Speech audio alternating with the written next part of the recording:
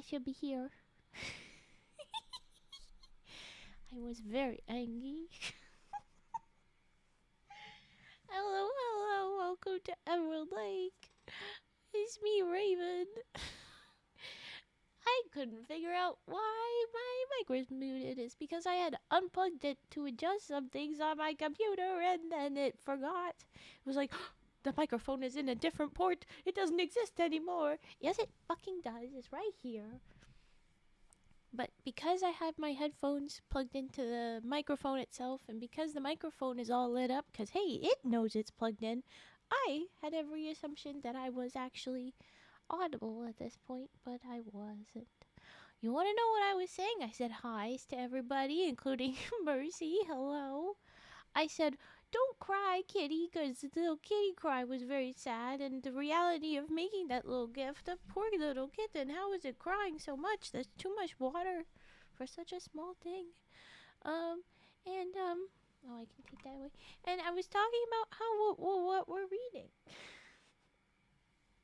But oops, I messed it up. It's very sad. It's no fair, Long. It's too sad. Why does it have so much cry? Oh, okay. I was saying that we will probably, hopefully, I don't know, we'll see, finish off this book tonight. We have been reading the book by W.P. Kinsella, called The Fencepost Chronicles, which is to say that it is our usual W.P. Kinsella universe. It's the fictional reservation of Ermine Skin Reserve in Hobama. And it's very silly or very touching at different times. But then, hi! I'm a Lulu. Then. I wait to the Mlem. Hello. We are just having to have only Frank Fencepost stories in this particular collection, which is a bunch of chaos. And as I have described in the YouTube videos each time, buckle up, Chuckle Fucks, it's gonna be crazy. Because it usually is ridiculous. We had a little bit of a sour taste on one of the stories last night. It is stuff from a while ago, as well as it is a specific kind of tilt, you know. That's why we have the trigger warning up. It's stories from the 70s. It's stories about difficult stuff sometimes. And I don't know what I'm reading till I'm reading it. I have had to censor a few different words at different times, mostly because at the time the words weren't as widely known as like being offensive. It was kind of like, oh, we're taking it back. And obviously this book, we say Indian a lot, as in native, but it's because that is a fully incorporated word. That's like, oh yeah, that's what we call ourselves, that's what we call each other, it's fine. Some people don't like it, it's very true, but it's kind of at the line where, because this is how it was written and it was written in a loving way, that I'm gonna let it be. Other words in it, I'm not gonna let it be. Similarly, last night there was a couple of different words for little person that I was just not gonna say, and then the one of them that was okay because it was meant in a good way. So there you go. We're gonna just go through more stories. Hopefully they are all good vibes again. But it's almost definitely a bunch of chaos. So you might be feeling the cringe. You might be wanting to rip your hair out at Frank's nonsense. Or you're gonna have a fun, goofy time, and it's fine. It's gonna be good. I like to read literature from the classical era. It gets spicy, but sometimes the spice just doesn't make sense in modern translations. Yeah, that's a very classic dig. I'm indeed a chuckle. Yes, please do enjoy water with your cooking and beer, please. Please enjoy water, which is a good reminder that I'm about to have some hydrate. A big slosh in the bottom of the bottle as proof. Thank you. Alright. With all of that warning, a little updates, we're gonna jump in. Is everybody ready for some W.P. Kinsella? Some Frank Fencepost, some Silas Ermine Skin? All right, the first one is titled Dancing. So we'll see what that's going to be about. Oh, I'm seeing a couple of things. Oh boy, I think I know which direction we're going on this one. All right. Pastor Orkin from the Three Seeds of the Spirit.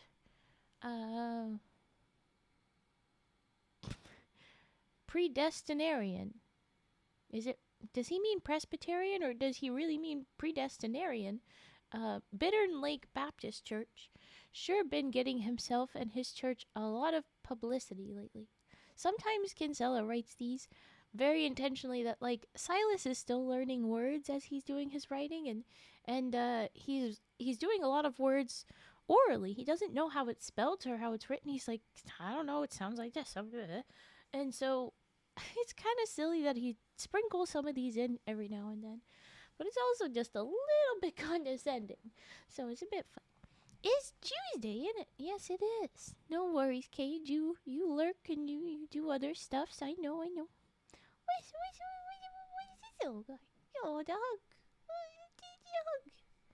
Is that a bunny that we're hugging? What are we hugging? Looks like a bunny. Yeah, I this is why, like, I don't know if it is or it isn't. But anyway, okay.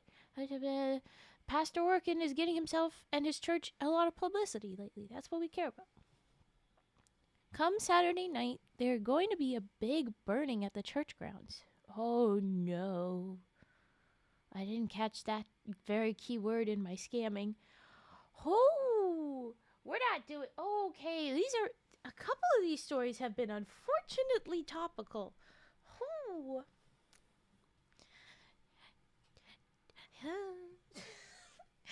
Okay. I know, like, we don't burn. Not texts, not history, not art. That we... All right, here we go. There's going to be a big burning at the church grounds. Records, books, newspapers, magazines, tapes, and even some clothes that the church don't agree with. Well, screw them. On the front page of this week's Wetaskiwin Times is a picture of Pastor Orkin all dressed up in his white church dress, his arms raised up over his head, with a big fire burning behind him. The picture was from a wiener roast the church held a year or two ago. Why the hell would a wiener roast have a giant fire? They are doing it wrong. They are doing it dangerously. What the hell?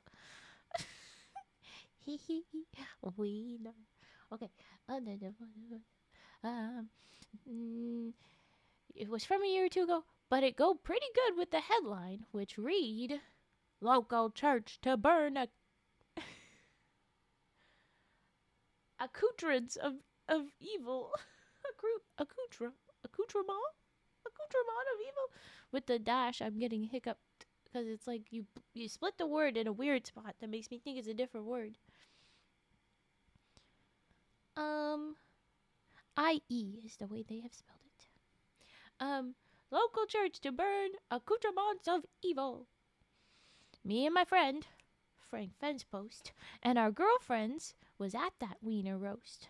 For us Indians, what religion we is depend on who is holding the church picnic. Me and Frank and Connie and Sadie and sometimes quite a few of our friends been to every church-sponsored potluck supper, pancake feed, or beef barbecue within 60 miles, ever since I've been old enough to drive Louis Coyote's pickup truck. In return for free food, we is willing to put up with whatever these church people gotta throw at us. Don't put up with it this time. Please, Silas, please tell them they're dum-dums. Bring Bedelia, let her tell them they're dum-dums. Okay. Pastor Orkin at first used to run something called the Wayside Fundamental Baptist Church of the Fourth Dimension. Of the fourth dimension? This is starting to sound a little... not exactly what I would expect of...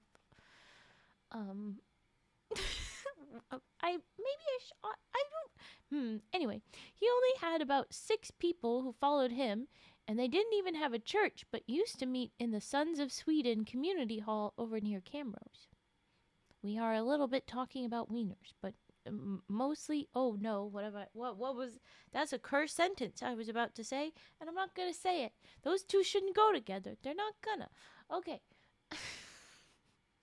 He only had about 6 people who followed him. Hello. Oh my God, you guys. Oh, I'm glad you're making me laugh through this, because otherwise I'd feel very upset as we go through this particular one. This is about to be just overflowing, well saturated with prejudice. So thank you for giggles about wieners. Yeah, go ahead and lurk. Thank you so much. You can lurk around. Okay. He had only about 6 people followed him. They were at the Sweden Community Call. Yeah. In those days, Pastor Orkin worked in the accounts payable department of the John Deere tractor store in Wetaskiwin. Then he hooked up with a couple of little old ladies who build the 3 Seeds of the Spirit church. They build it with money their dead brother earned from bootlegging, but they never know that. At first, the old ladies hold their services in the morning, while Pastor Orkin have his in the afternoon. Now, them old ladies is in a nursing home in Wetaskiwin. I guess they give their church to Pastor Orkin. Of all the religious people we come in contact with, they mostly all make a try at converting us Indians at one time or another. These fundamentalists is the strangest. I think we just don't know it, say Frank, but I bet the churches get paid a bounty for every Indian they convert. Instead of our ears, they send in a form to the government and collect $1 or so. Why else would they be after us the way they are? Oh, Frank. Oh, so many things. Okay, a lot of the time, I think Frank is right. What is strange about these fundamentalists is that they don't want us. God is hate, is how Frank described what Pastor Orkin preach. And he preach it longer and louder and wilder than any of the other churches. He hate Indians, Catholics, Jews, all foreigners, and everybody who don't believe exactly like he does.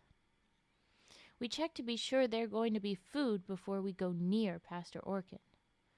Funny thing is that the mean-looking little women with red hands and bony knuckles is the best cooks around. Would you be a better cook if we gave up sex? Asked Frank.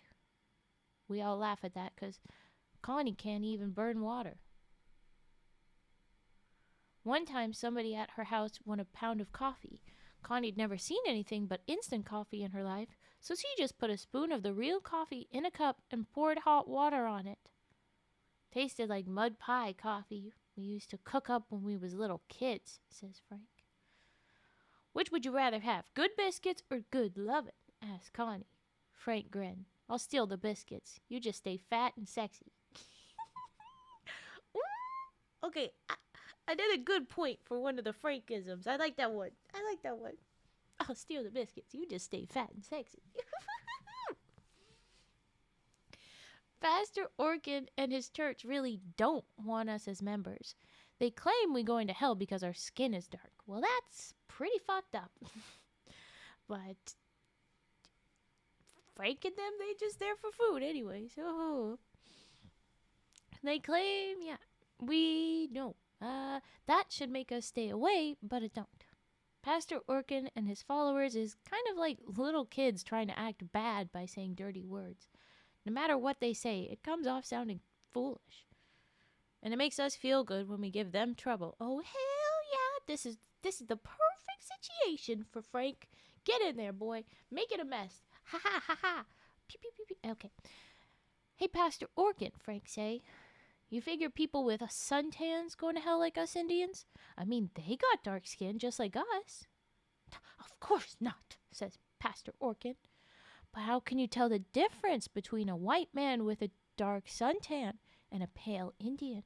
Aren't you afraid you'll make a mistake? The Lord knows the difference. The Lord is all-seeing. Yeah, but how can you tell which is which? I mean, if I was locked up in a church for a year or two, I might get as white as you.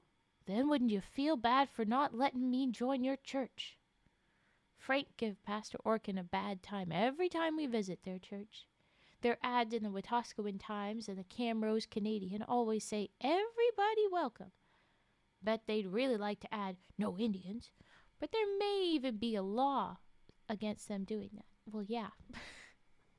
Also, that list of, but no, it's got a lot of people, so oops. "Why do you insist on turning up where you're not welcome?" Pastor Orkin yelled at Frank one Sunday. "My stomach can't tell if the strawberry shortcake is Catholic, Lutheran, or Foursquare," says Frank. Frank, he figured we should start our own religion. "We could steal a few chairs, put them in that empty storefront by the Alice Hotel. We'd put up a sign say, 'Church of the Holy Fencepost.' I'd get me a white sheet to wear, and I'd just stand around with my arms raised, saying, 'Bless this here fence post.' Silas, you could read from the Bible, and Connie and Sadie could sing 'I Saw the Light,' and Robert Coyote and Ethan First Rider would take up the collection and slap everybody on the side of the head who didn't give at least $5. This is a hell of a cult that you've started, Frank, and I feel bad that I'm reading this in front of Herbert. He's taking notes, I bet." We first hear about the burning over the radio. We always listen to CFCW because it play all country music. Bad thing is they play too many hymns. And in the evenings there is evangelists who beller for an hour or two at a time. I didn't expect him to say beller. They also get local ministers talk late at night, and that was where we hear Pastor Orkin. "Tell us again why you're going to burn all these things, Pastor Orkin," say the announcer. "There is enough temptation in the world without young people being exposed in such a direct manner as by listening to rock music or dancing. And believe me, dancing is temptation. A dancing foot and a praying knee do not belong on the same leg," yelled Pastor Orkin. Oh no, guys, we're in a footloose now. It's a footloose. Oh no. It's officially the footloose. I've always wondered if a lot of people who go to church are deaf. If that is why most ministers yell. Well, kinda, because a lot of people be old, and old people have to be able to hear. "Yeah, Mask, it's a freaking footloose up in this shit." Okay.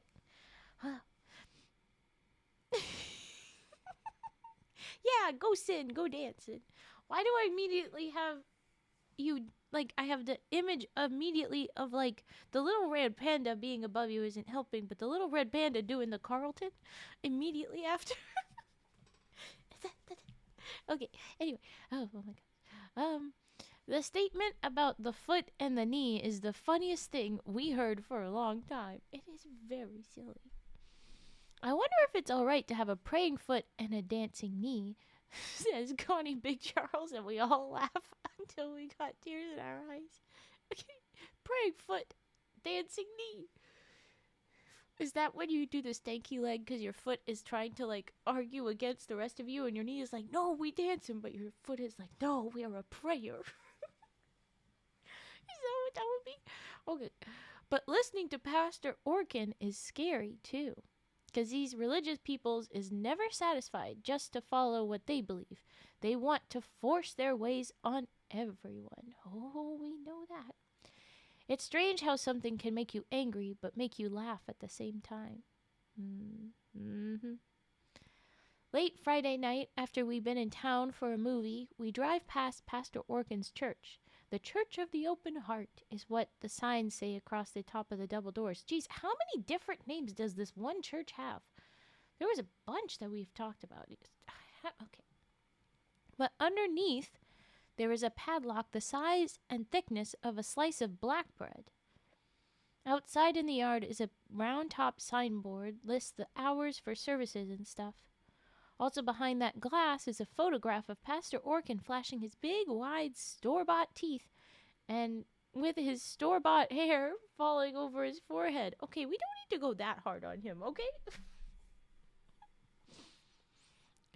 When we first knew Pastor Orkin, he was almost bald and had pointy teeth with black spots on them.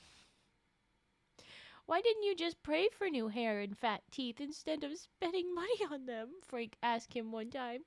Pastor Orkin sure didn't like that, 'cause there were a lot of people standing around after the service. Go harder on him.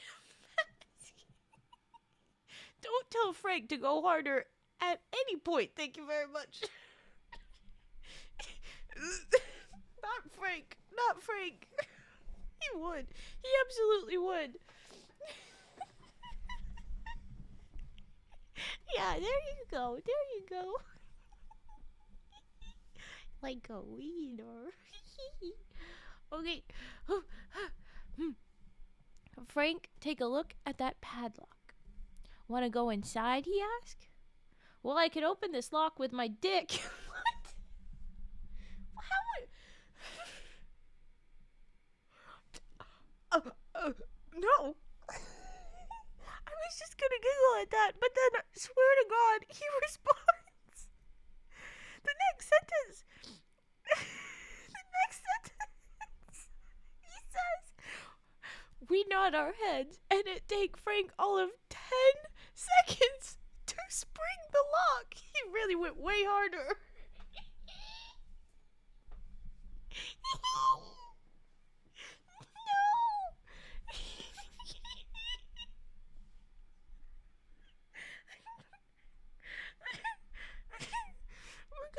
We're gonna go back. I'm gonna say it again. Because holy fuck. They called him Lockpick Dick back in college. Oh no wait, they called him Lockpick Dick back in college. I don't know why I added the dicks. I wanted like a 4 beat. You got a 3 beat. It's good. My brain just was like oh, that's why, because there's 4 emotes underneath. Subliminal messages. One more time, in case I slurred through it with my giggles. Frank, take a look at that padlock. Reminder, it's apparently the size and thickness of a slice of black bread. So it's solid. Want to go inside, he asked. Hell, I could open this lock with my dick. We nod our heads, and it take Frank all of 10 seconds to spring the lock.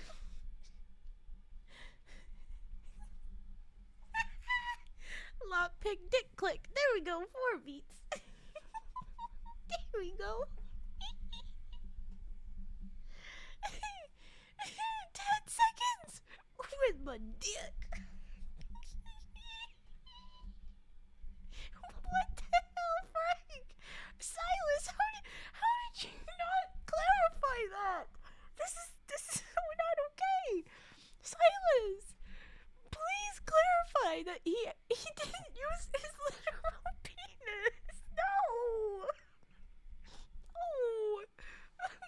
And the fact that they are all like, yep, like he just does that. Does he have a Swiss Army dick? What the fuck? What the fuck? No. Oh God. Nobody witnessed it, so no one can dispute it.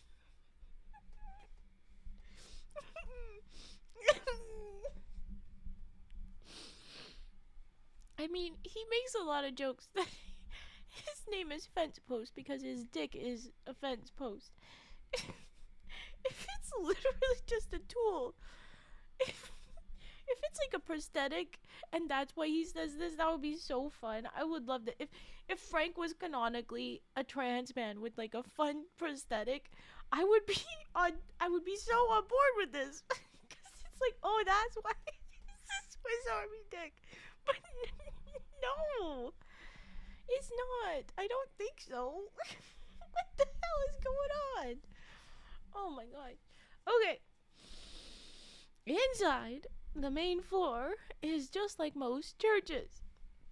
A few rows of blonde wood benches, a red carpet down the middle aisle, an altar, flags, mirrors, stained glass, and crosses all over the place. The basement is just like Blue Quill's Hall on the reserve. A polished hardwood floor with basketball, volleyball, and badminton courts drawn on it. There is a stage with toys scattered all over and some blue velvet curtains partway closed with little kids' drawings pinned on. The place smells of varnish, running shoes, and wet mittens. I thought he just had a flat... That would really hurt. Considering how much he romances friends, I would be very concerned. I'd be like, get out of there. Illegal. Hope he doesn't have a flat hat. Ha ha ha. Okay. It is a few minutes before we see that the stuff to be burned is behind the closed part of the curtain. Are they gonna break the stuff out? Is that what they're doing? Ooh, he's very... I don't think any practice is gonna make that better, buddy. This is just ouchie, undeniably. Okay, we see this stuff that's gonna be burned behind a curtain. It heaped up to 6 feet high in some spots. Books, records, tapes, clothes, toys, sports equipment. No. I say no. I wonder how come these holy people own so much evil stuff, says Frank. On shelves at the back of the stage is the church's own collection of records and books. They also got a tape deck and an expensive stereo set. Let's put on a record and I'll dance, says Connie. If Pastor Orkin is right, I'll be struck by lightning and the rest of you can convert. I'm willing to take the chance. And she swayed back and forth, some wiggle the toes of her cowboy boots. No, this is their place, I hear myself saying. Even if what they believe is crazy, they got rights. Wow. And he says it himself. I hear myself saying. He doesn't believe it. He's like, whoa, did I just say that? Did I just be reasonable? Connie wrinkled her nose at me, and Frank make a rude noise. But they don't turn on the record player. Look at this book, call out Sadie. It's called Birth Control Through Prayer. Oh my god.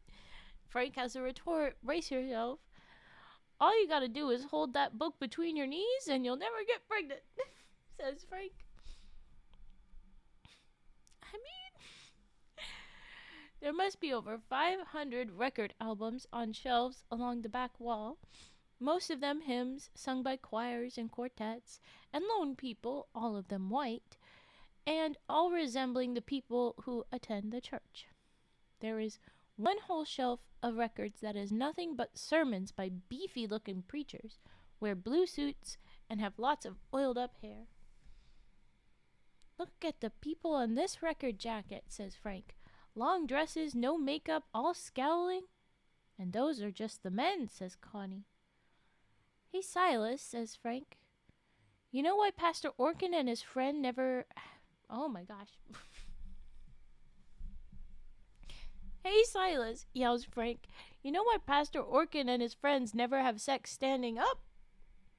No, I don't know, and I probably don't want to, I say. Boy, look at all this stuff they're gonna burn, says Sadie, just interrupting whatever the hell Frank was setting up. Okay. Look at all this stuff they're gonna burn. Here's a Willie Nelson record, and a Merle Haggard, and a Dolly Parton. They're getting rid of Dolly Parton. Wow. And here's a tape by ABBA, says Connie, and one by Kiss, and here's the Beatles. Here's one by Johnny Cash. I thought he was religious. Not enough, I guess. Frank had to be stopped. He was too dangerous. Yes, and Connie knows this. Connie is supposed to be the other half of Chaos, so if she's... Oh no, Sadie interrupted. Never mind, it was Sadie that interrupted. Okay, good girl. He's not religious enough. Let's carry off as much as we can, says Frank. We can sell what we don't use. But me and Sadie say no. It's their stuff, we argue. They should be able to do what they want. I mean, they're gonna burn it. They just said it a bunch. I mean, no. I'm gonna say no. This is the time for Frank shenanigans. This is not the time for you to try to stop Frank. There have been many times where it was time to try to stop Frank. This is one where you could probably just let him. I mean.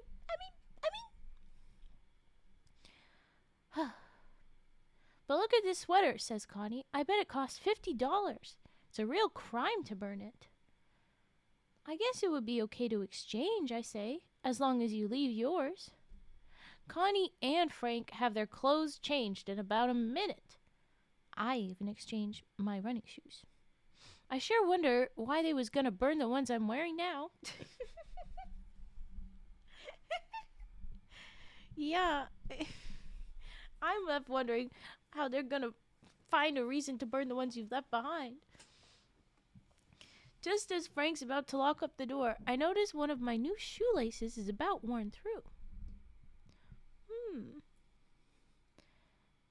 Oh gosh, you guys, I like shenanigans, but not you. Not this. I'm focusing on the Connie Frank shenanigan instead. Okay. I sure wonder why. Just as Frank, I'm gonna look at my shoelaces. I'll be right back, I say to my friends, run into the church and down the stairs into the basement. And then it skips ahead. I think Silas did something silly. Oh, Silas, you're gonna be the chaos, aren't you? Okay. Come Saturday night, a truckload of us drive up to the Three Seeds of the Spirit Predestinarian Bittern Lake Baptist Church to see the goings-on.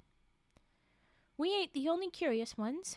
I bet all of the church's 100 or so members is there, and so is a TV crew from Edmonton, a lot of newspaper and radio people, and a couple hundred folks from around Wetaskiwin, Camrose, and even Edmonton, all come to see the burning. There was a young guy, 17 or 18, got a long straight face like a horse, is standing by the big pile of stuff to be burned. A lady TV reporter pick up one of the record albums and stare at the cover. This is a Lawrence Welk album, she say to the young guy, who have his hair brush cut and wear a white shirt, tie, and jacket. All in white? Oh, What could you possibly find offensive about Lawrence Welk? Must be that he plays champagne music, calls out Connie. Well, ma'am, that young fellow say, it's just that kind of music is conducive to dancing, and dancing sort of reminds us of sex, and he paused for a long time. Just that it sort of reminds you of sex? Oh, honey, no. God, this is an awful footloose. It's what they said, it's not me. This is, oh my God, it is a sentence. Oh my gosh. I can never figure out why these church people got so much against sex, says Connie. It's fun, and it's free, and there ain't no tax on it. It's funny, because, like, the Bible actually goes on about, like, do all the babies. And lots of times, the religious people say that you gotta do that, and that's why you can't do the birth control. But then it's like, but then why are you against the sex? Pick one or the other, weirdo. Anyway. Okay. Just on the ones that go back and forth. There's lots of different, but particularly that kind of gets stuck in between the two things is silly. What I can't figure is how these types ever get any kids, says Frank. Exactly. I bet they order them up from the Sears catalog, says Connie. They just phone the store and put in an order for a religious baby, says Frank. One of these books is a cookbook, says the TV lady. How do you explain that? They use wine in some of the recipes, the boy replied, and there ain't even a flicker of a smile on his face. Oh, no, not wine. Not the blood of Christ. Okay. Religious peoples and people who get elected to their jobs always take the world deadly serious. They never guess that by being so serious, they make most people laugh at them. Yeah, basically mazed. Okay, how can you deny music, the TV lady go on? It's like denying the birds or the wind. Do bird songs remind you of sex? Because bird songs is just birds saying, hey, I'm horny, get over here, I want to have sex like a bird. basically. It should remind you of sex. It honestly should. Anyway, I bet that boy wishing Pastor Orkin would rescue him, but the pastor know when to make himself scarce. Yeah, how about the wind, says Connie. Careful, or it'll blow in your ear and you'll get all excited. Hell yeah, Connie. What are those? What are those? The TV ladies say, pointing to a couple of big cartons that stuffed to bursting with clothes. Okay. Satan's apparel, say the boy, again with a straight face. Oh no! Frank and Connie and Silas are wearing the Satan's apparel. No, they're wearing devil clothes.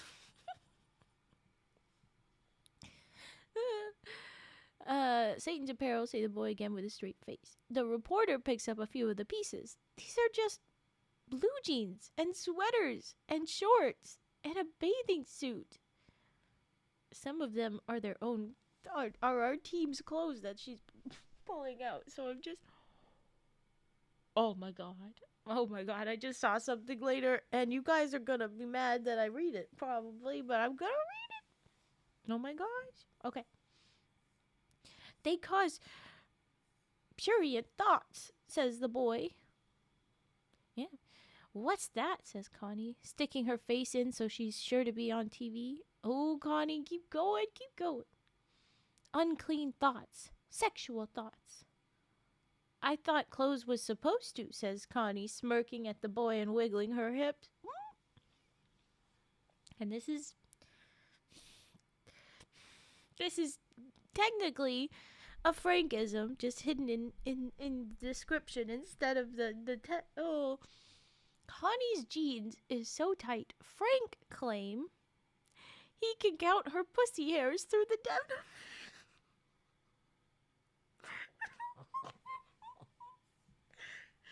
Okay, the boys stare at Connie and get all red. He swallow hard, his Adam's apple running up his throat like a golf ball. Ooh, she's got him excited. Oh no. A while later, the fire bloom up and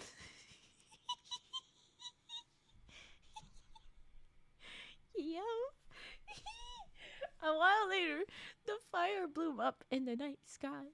The flickering flames make people's eyes flash red. Each member of the 3 seeds of the Spirit Church take a turn carrying some books or records or tapes up to the fire. Some of them are farmers wearing suits too short in the sleeves and legs, or farm ladies in full dresses, or baggy pantsuits.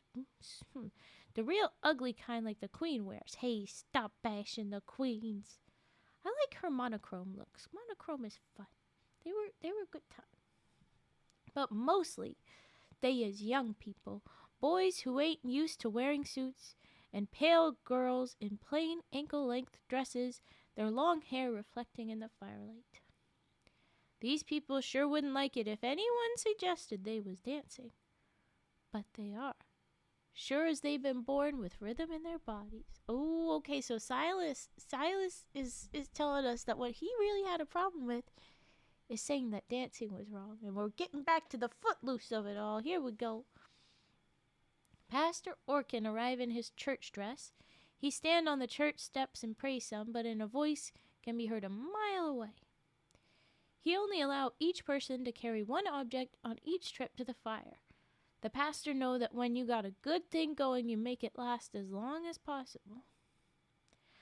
Brother Sylvester, he called to the horse-faced boy, bring the record player out here. We will play some joyful music and sing our praises for a job well done. And I have a guess on what this is going to be happening. 'Cause Silas hang back to get his shoelaces tied, and I think he did something. Here we go.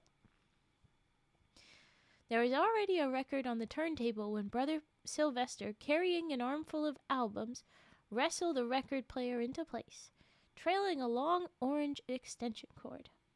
Pastor Orkin turned up the volume, and what they call joyful music blast out into the night. The church people walk, trot, even run up to the fire, all to the beat of that music. They feel the pulse of it, the vibration. Oh, Silas, you're talking about dancing.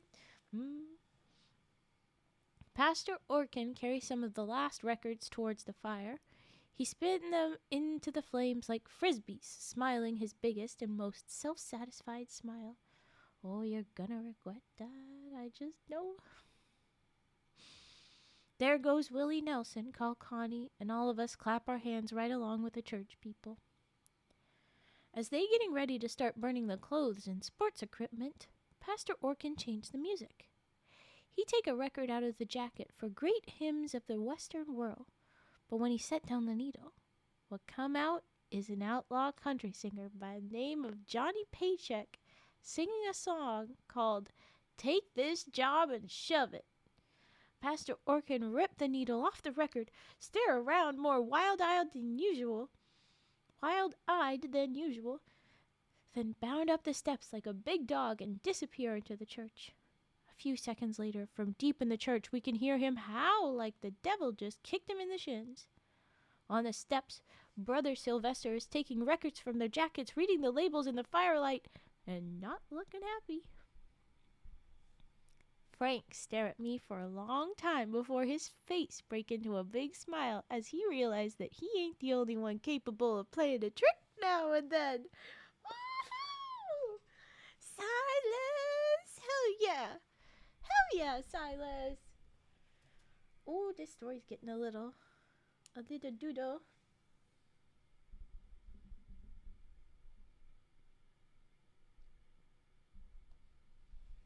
It got a little heart and a little bitty fire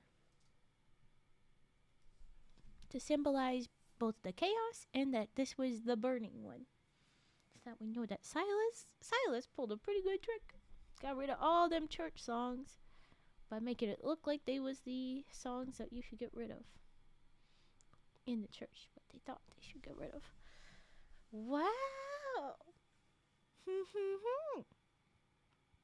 Alright, the next story is called Real Indians, and I'm very nervous what this is about to be.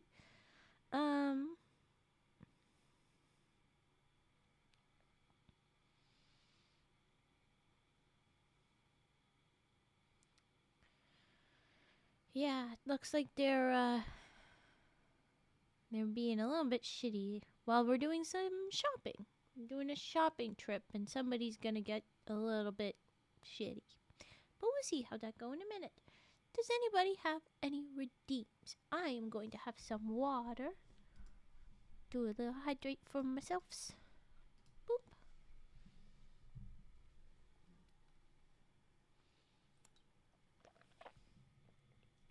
I suggest you all hydrate as well.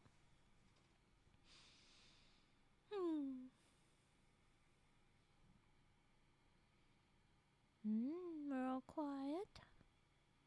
We're all quiet. You're not gonna ramble about how crazy that last... yeah, make me. Yeah.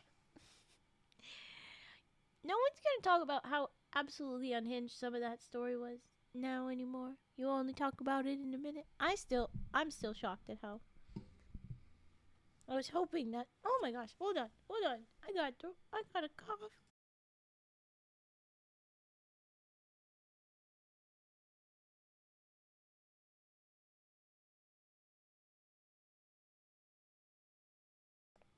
Whew, okay.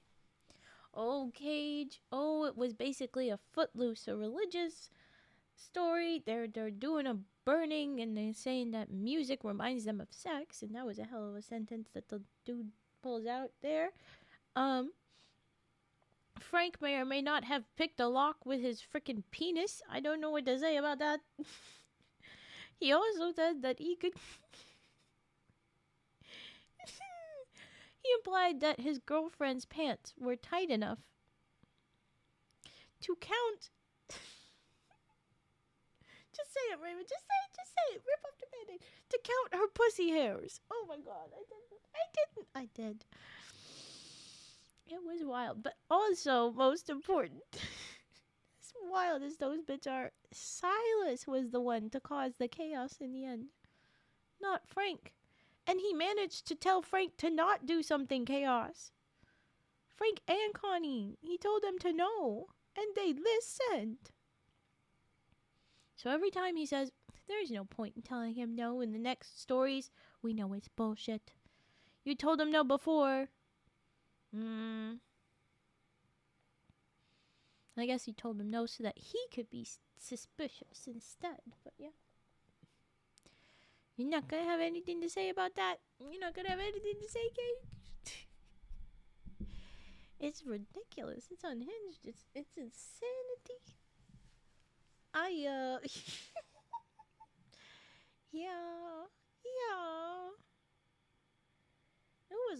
It was a lot. With that, I was not to say anything. Nothing nice to say. Yeah. I need to cough. The frogs are attacking the throat. But there's been no redeems, so we're probably gonna go into the next story real quick. Just give me a minute, real quick.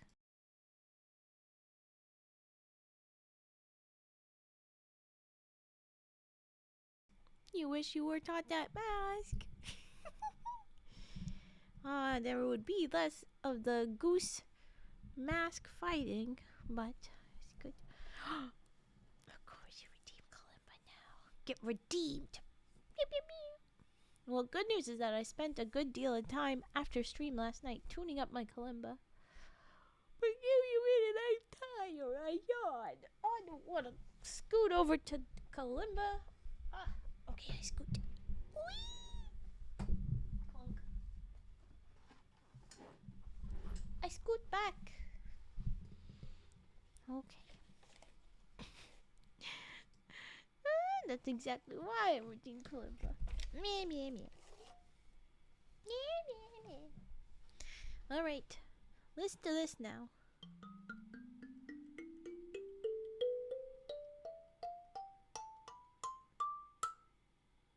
It's perfect. I got it all adjusted. It's doing well. It's even better than it was.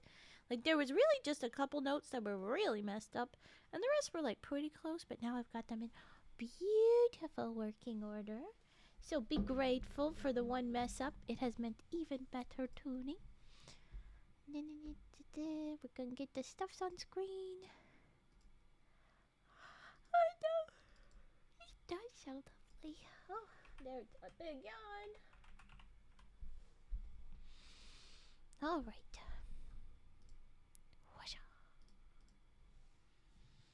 I believe he is gone, but maybe he will watch back another time. There was a very important song to sing. Here we go.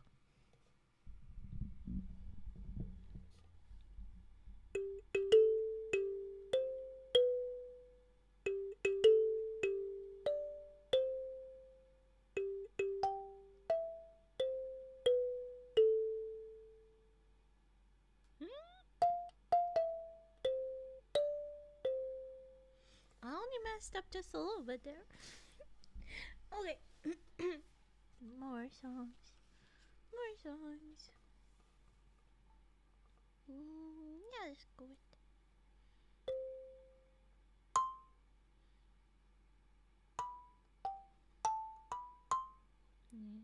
that was the worst part last night. Doing that song, it was just a mess, specifically all in that area. We'll go then.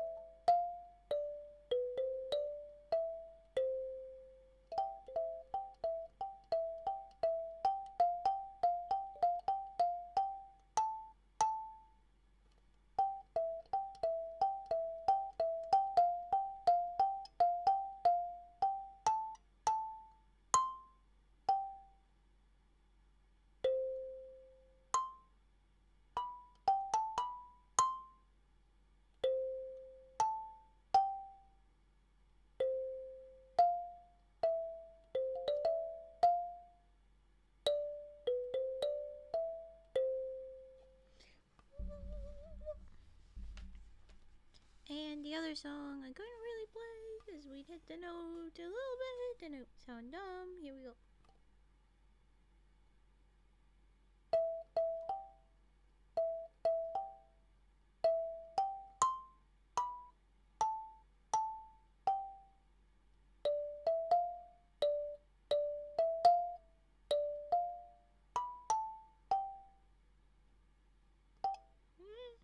I messed up.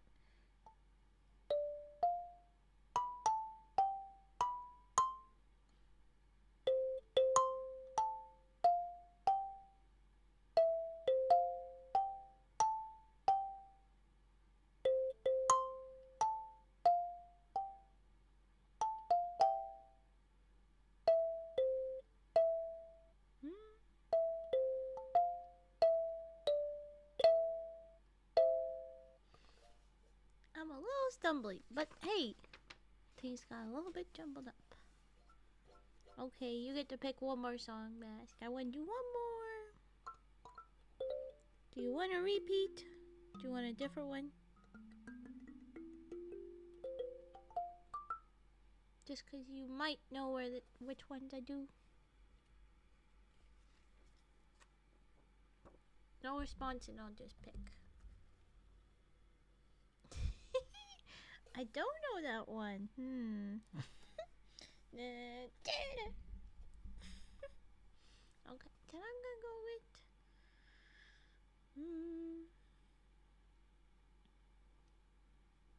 I'm gonna go with this one, which I did last night too.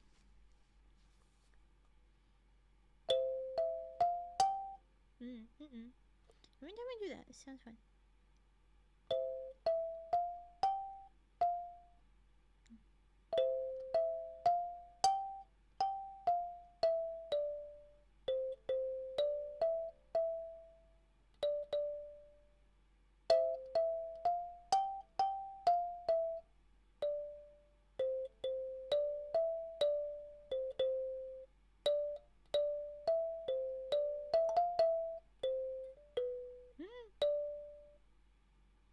Oh my gosh, we back up.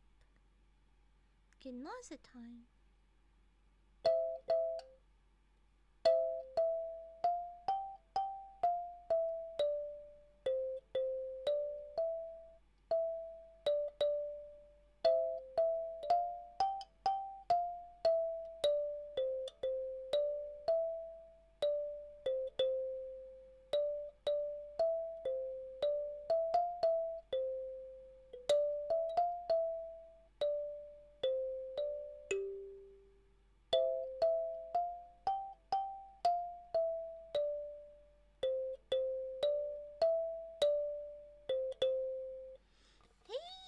That time went well. That one went pretty good at the last run through.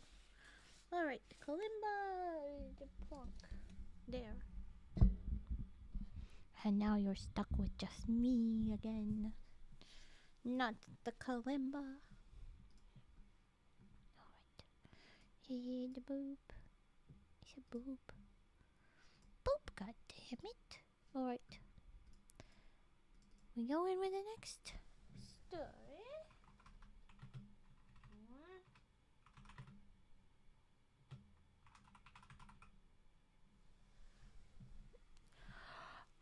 Mask, you're so mean. You're so mean. No. Then get out of here. You can leave. You think I'm so scary. But for real, you should only be scared of me if you're a bad person. If you're a monster of the sort that hurt other people. You are evil? Well, then maybe you should be scared. Maybe I'll turn you into a tree.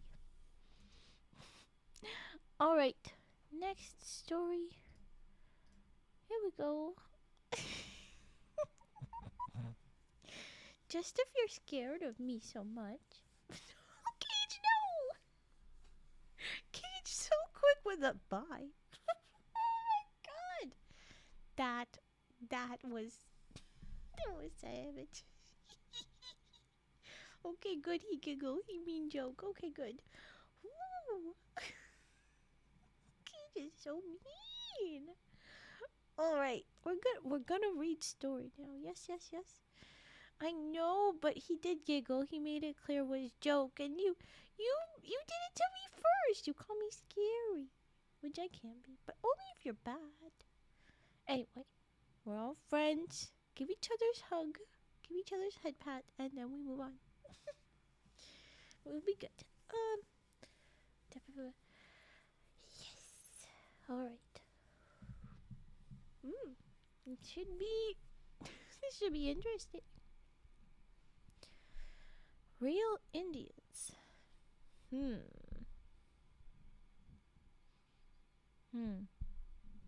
Alright. I knew Hogarth Running Eagle when he was just plain Martin Johnson, who got kicked out of the tech school in Wetaskiwin for carting off 49 slide rules and 24 pocket calculators and selling them from a divider at the parking lot of the Wetlands Shopping Center in Camrose. Oh, good, Hepas, good. Hell, I figured pocket calculators was supposed to go in your pocket. And he grinned wide and friendly, his eyes narrowing as if a light shining in them. Hold on.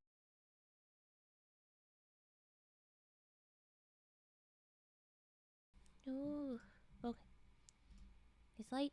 His eyes shining as if a light is in them. And them slide rules slid right along after me as I was leaving the building. Hee hee.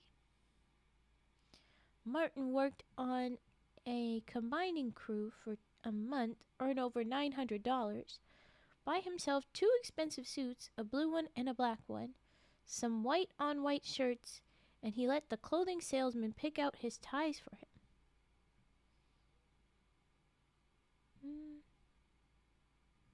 Where are we going with this? Okay.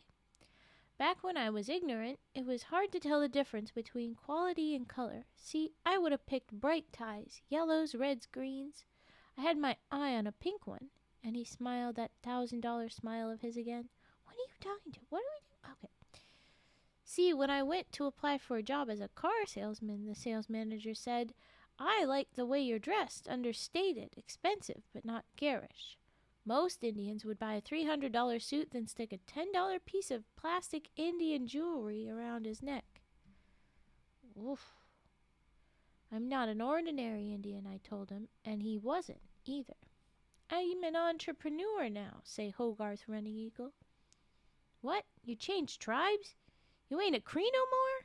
Say Frank. No, I'm a businessman, but a special kind with a whole lot of irons in the fire. Hello, hello, welcome in. Mask, take the head pat. That was the oh no, we're peace offering. Just do. Oh, that's some sad words. Oh damn, I'm sorry. Okay, yes, Hogarth / Martin. He sell cars like the word no one. What? He sell cars like the word no wasn't one he knew. Oh, like he didn't know the meaning of the word. He sold cars like no wasn't one he knew the meaning of. It was a while he was selling cars that he changed his name. It gave me an advantage. You gotta take every advantage you can get. I mean, Martin Johnson doesn't have any class. When I told customers my name was Hogarth Running Eagle, they had a new respect for me. They trusted me. I mean, if you can't trust a poor, downtrodden native Indian to sell you a good car, who can you trust? And he smiled, crooked, showing his teeth been capped. While he was selling cars, he started managing an Indian rock band called Red Crow, and they got to be well known at least at the Royal Hotel Bar in Edmonton. Since then, he sold water softeners, roofing materials, and have a crew of guys hawking discount coupons for restaurants. Give 2 meals for the price of 1. Then, somehow, he get interested in the travel business. I just said to myself one day after I seen all those ads in the window of a travel agency for Europe, Asia, Hawaii, the Bahamas, I bet people from far away would be interested in seeing Indian reserves. His company is called Reservation Enterprises Ltd. We take reservations to see reservations, is his slogan. I think maybe Hogarth's Running Eagle is a bit ahead of his time, but he is super enthusiastic about what he is doing. And he got some big wheels in the travel industry interested too. Here is what is going to happen, Hogarth said to about a dozen of us at Hobama Pool Hall one afternoon. The people who sell holidays are the travel agents, so I talked the Department of Tourism into sponsoring a tour of this reserve. Not for tourists, but for travel agents. The World Travel Convention is in Edmonton, and next week we going to bust down 100 Italian travel agents to see the reserve. If they like the idea, there could be thousands of tourists here next summer, and then we can expand to other reserves all across Canada and the USA. Why would we want tourists? Asked Frank. One word, says Hogarth, and he smiled even wider than he usually does. Money. I can relate to that, grinned Frank. There's going to be 2 classes of tour, Hogarth go on. The regular tourists stay in the Travelodge in Wetaskiwin, or if they're real rich, in the Chateau Lacombe in Edmonton, and we bust them down to the reserve to look around. The more adventurous ones, they get to stay with an Indian family, sleep in your house, eat with you. I hear Italians like spaghetti, says Frank. They'll be happy to find out craft dinner is the national dish on an Indian reserves. The menace got first, but then has shushed. Yes. Sleeper agent goose, basically. No, was fighting at one point, but then has shushed. Whatever. No, not craft dinner. No, you got it all wrong. Any place where we're gonna house a tourist will get special food allotments. You'll serve venison steak for breakfast, maybe badger stew for lunch, and roast moose for supper. We'll get the places cleaned up, too. Send down a maid service from Wetaskiwin, and we'll loan you dishes and bedding. In other words, the tourists get to see what you want them to see, I say. Of course. That's the way it is all over the world. You guys have hardly been anywhere, but tourists get the idea everywhere they go that the people are happy, eat good, and dance folk dances every day. And that's what they want to think. Look, I'm in show business. Fencepost, you're an actor, a liar, a thief. You understand that. Thanks for the good words, says Frank. I understand what you're doing. What I don't get is why these foreigners want to come to see us anyway. I mean, nobody in Canada want to come to our reserve. Even we don't like living here very much. It's the romance of the unknown, say Hogarth, bite the end off a flashlight-sized cigar. Silas, you read a lot. There must be some places you'd like to visit. And we're referring back to the story that wasn't so great last night. I'd like to see these here little people in Africa, I say. You sure the little people would like to see you? Probably not. Right. They don't think they're unique. They hunt and fish and just try to survive. But we think they're special. And if you had a lot of money, you'd pay to go look at them in their villages, taste what they eat, see them dance. I hear you, I say. Italians, Germans, most Europeans think you're unique. They've read bad books about Indians, seen American movies, looked at romantic pictures of Indian life. They'll pay good money to experience Indians firsthand. And I'm here to cash in on their desires and see that you guys cash in too. Gam's here to say craft. Yep, KD. Alright. Now, Silas, if you went all the way to Africa to see a little people village, Jesus, this is good. Every time they say this word, you'd be disappointed as hell if you found them wearing t-shirts, advertising rock and roll singers, watching TV, and eating fast food, wouldn't you? We might be able to cooperate a little, I say. Bedelia Coyote, who we sometimes call the Queen of the Causes, because she is in favor of so many things, get all excited about the tourists coming. The way to retain our culture is to share it, she say. We demonstrate our crafts, our dances, our foods, our music, and by doing so for the public, we keep the customs alive and convince young people to carry on our traditions. Sometimes I worry about Bedelia. Don't say that after she says such good, real, honest, wise stuff. Don't do that. She is so political and socially conscious. She getting to sound like a politician. That's she's just got to work in the frame she's got. I don't know how wide the line is she walking on, but I'm afraid she's going to fall over, and by trying to be the rest of us, she's going to become the worst of them. I think she's on the right boat, but all right. Sus little Silas. First thing she does is sweet talk Mad Etta into being a tourist attraction. Just like Mount Eisenhower, says Frank. Only larger, I say, looking around to be sure Etta is not within earshot. Yeah, she's gonna hit you upside the head for that. Etta will take visitors to the woods, show them how to gather roots, leaves, herbs. Then she'll show how to cook with herbs and how to make simple medicines, Bedelia say to Hogarth. We have brought him to Etta's cabin. Etta knows the recipe for Kentucky Fried Chicken, says Frank. She can name all 11 herbs and spices. I read somewhere that Kentucky Fried Chicken made with black pepper, salt, and one other thing I can't pronounce, so I guess the Colonel did have a secret recipe after all. Excuse me, say Hogarth, staring right past Etta as if she don't exist. Listen, Silas, I know you understand, so maybe you can explain things to the old woman over there, and what's her name? Bedelia is her name. He don't have any idea how lucky he is to have Bedelia on his side. Yeah, if she was not on your side, you'd be in a real tough spot, buddy. It's a matter of concept, see? I mean, I'm not questioning her ability.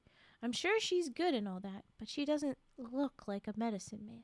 I mean, first of all, we need a man. No, you don't. A handsome old man who looks wise. You don't. And knows how to wear buckskins and elk-tooth jewelry. No, you don't. The queen herself likes Etta. Back off. You know what I mean, man. He can babble away in Cree, and you or Frank or me, we can translate anything we feel like. You tell the old woman to go back to brewing her herb tea. I'm sure she'll understand. Etta rumbled deep within herself like the beginning of a rock slide. That sounds like a bad omen, bud. But then Silas just says, oh, she'll understand now. All right, I say. No. Good, say Hogarth, dismissing the idea of Etta. Now, that old blind man you showed me sitting on the porch of the general store, Lewis, wasn't it? He'd make a great medicine man. We'll dress him up, and he just has to sit and look wise. Blind draws a lot of sympathy, you know what I mean? Oh, God. He's not wrong, but it's just so gross. And you were worried about Bedelia? Seriously, Silas? Seriously? Do I get to keep the clothes? Is the first question Lewis Coyote asks when I tell him what Hogarth Running Eagle wants to do. I take it on myself to tell him, sure. Boots, too? You only got one leg, Lewis. He's only got one leg? When did we establish that? I feel like it must have been a while back so that I didn't even remember. Well, okay, he's got one leg, and he's blind, and he's quite old. Oh, they're gonna... Oh, gosh. Okay. Boots, Lewis insists. Hand-tooled, have eagles and arrows and maybe some Cree writing on them. Eustace Sixkiller made a pair like that while he was in prison. I've always wanted them. It'd take 2 meetings between Hogarth and me before he agreed to boots. As long as they're Indian boots, he say. Maybe we can get the bootmaker to demonstrate his craft? I make it clear I ain't approaching Eustace Sixkiller. He is as mean a dude as I ever known. Did time for manslaughter, with Sixkiller. He did time for manslaughter, and he carried an 8-inch awl called Saskatchewan toothpick in each boot. He used them like tattoo needles. Make somebody he don't like bleed like fresh water spring. Oh. Okay, forget the bootmaker, says Hogarth. He then spent an extra hour explaining just what he want from us. I want you to think Indian, he tell us. I belong to a back to the land group, say Bedelia. It led by an old chief, a man who know all the old ways. They live 80 miles back in the hills, hunt and fish for food, live in teepees, make their own clothes. You could show them off. No, we don't want anything that primitive. These people would be poor, maybe smell bad. What we want is a happy medium. One thing we find is Hogarth want that happy medium to happen now. He should know that us Indians like to think things over for quite a while before we actually take any action. The next time Hogarth come to the reserve, he ain't near so friendly. In fact, he is all business. Guess he has developed what Mr. Nichols call a sense of urgency, which Mr. Nichols say most of us Indians was born without, and a good thing too. You look like hippies, Hogarth yell at us, when he find us lounging in the sun in front of Ben Stonebreaker's Hobama General Store.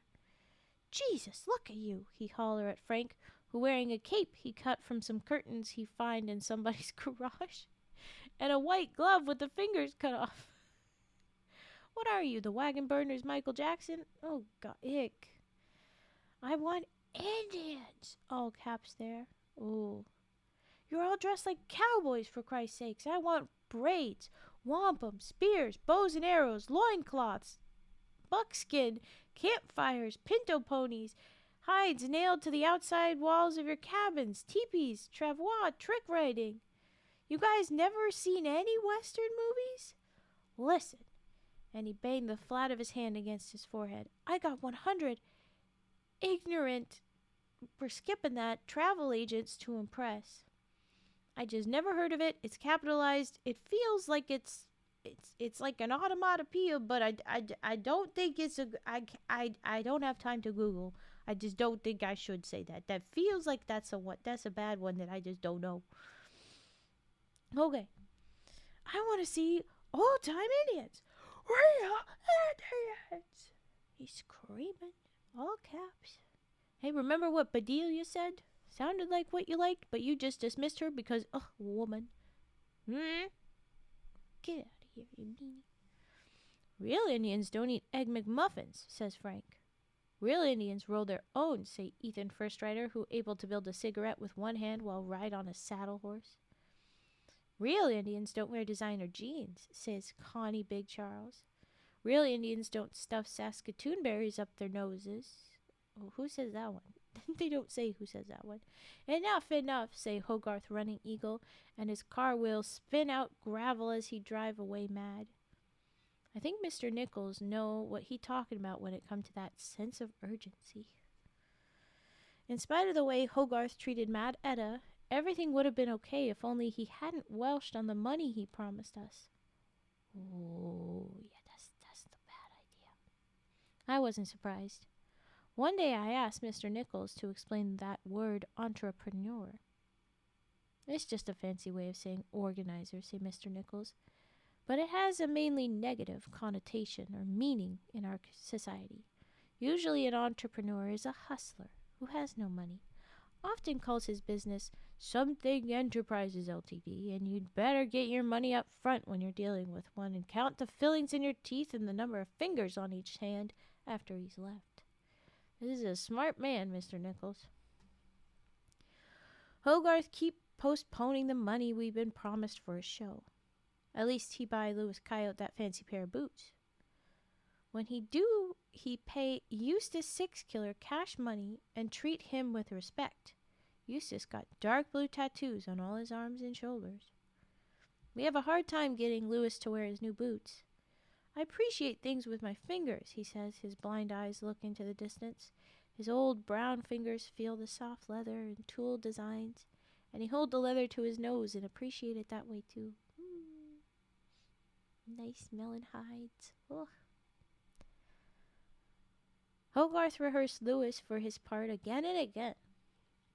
Impart them some Indian wisdom, say Hogarth. Louis pushed his mirrored glasses down on his nose so me and a few other people can glimpse his milky eyes. I'm only wearing one spur, he says slowly and with dignity. Then he paused a long time. Do you want to know how a blind man can tell he is only wearing one spur? Yes, several of us say, pretending we as Italian tourists. Lewis banged the heel of the boot with the spur on the floor. The spur clank real loud. Then he banged the boot with the spur. My ears tell me, he say, and smile behind his glasses. They also tell me which boot it is on. We all go ooh and ah.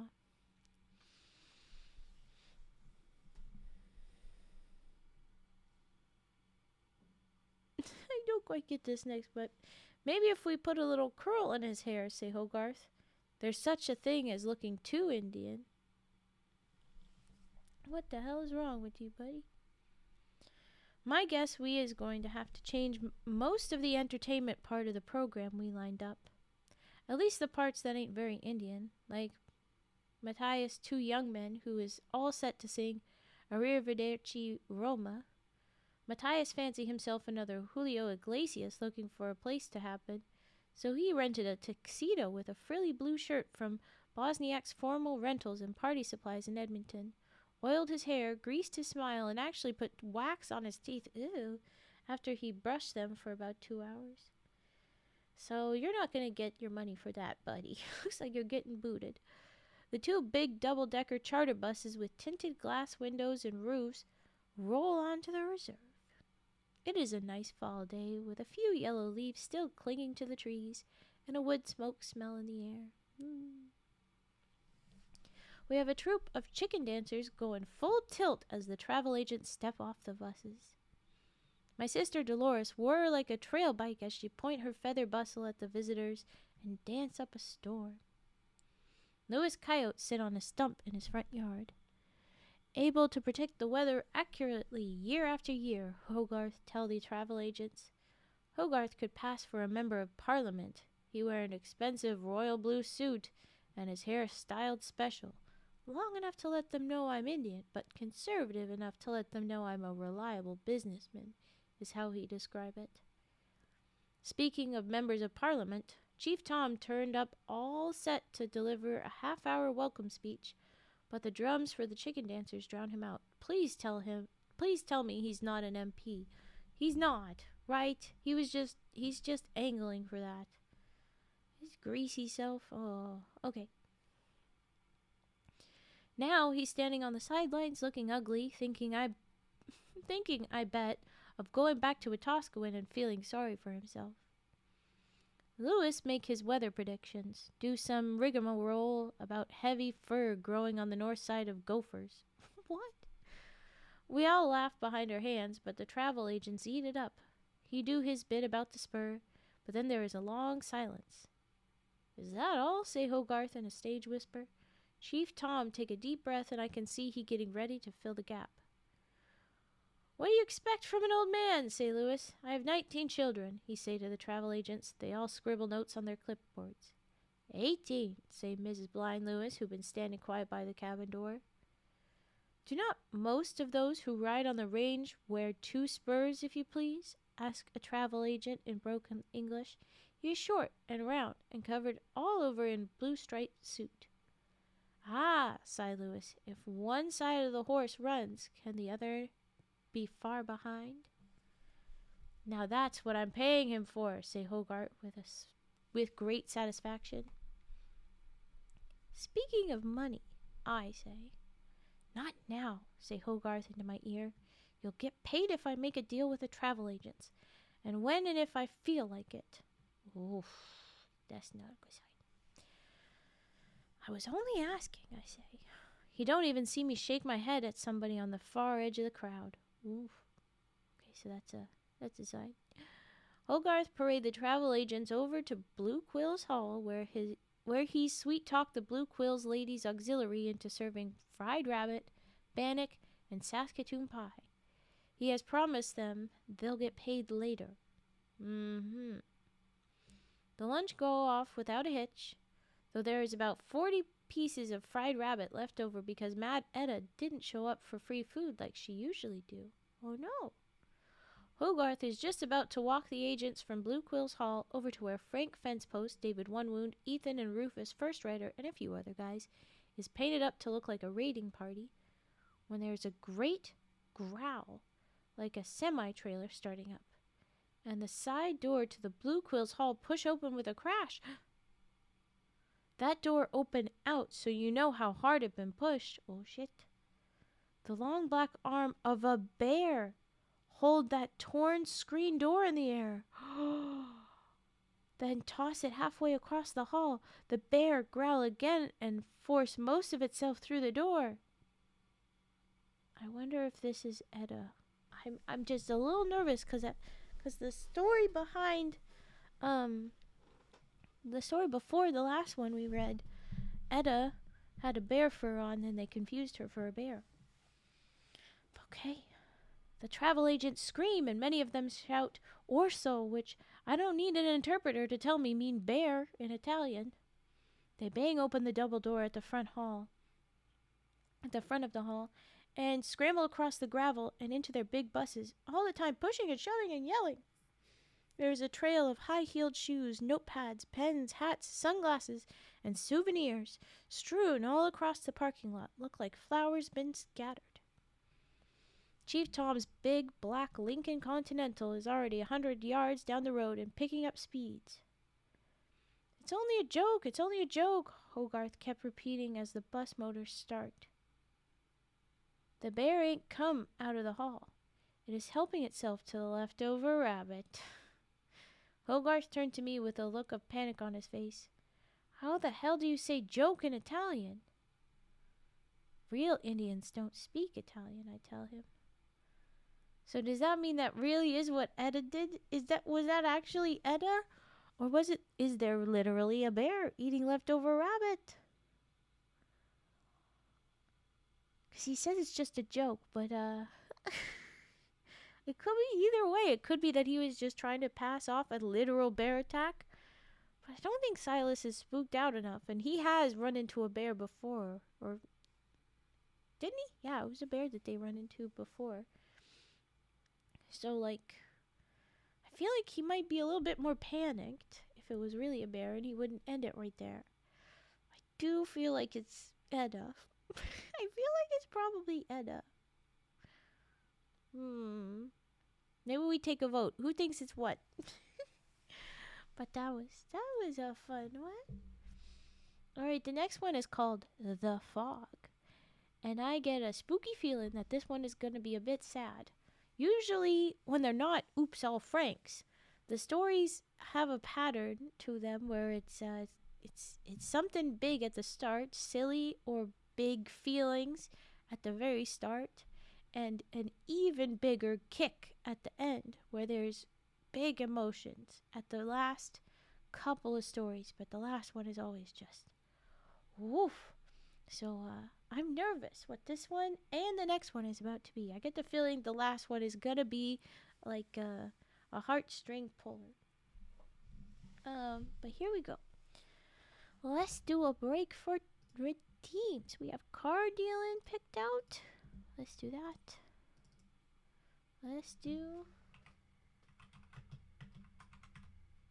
car dealing. There you go. And I'm gonna mute while I adjust the mic. If you have redeems, if you'd like a trigger, go ahead and redeem that or let me know. Yeah, hold on for the card dealing.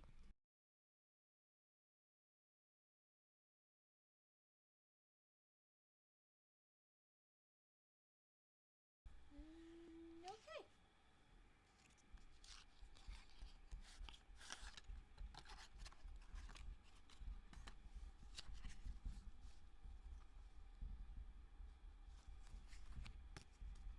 Okay. Why does it feel like it's swapped? Maybe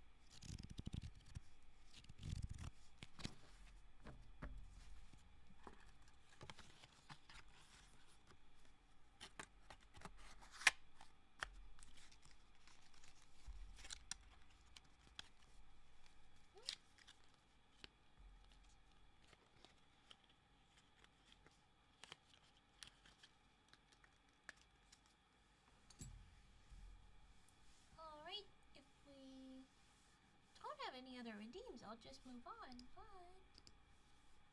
I'll move the I'll move the mic back now. That's what I was saying.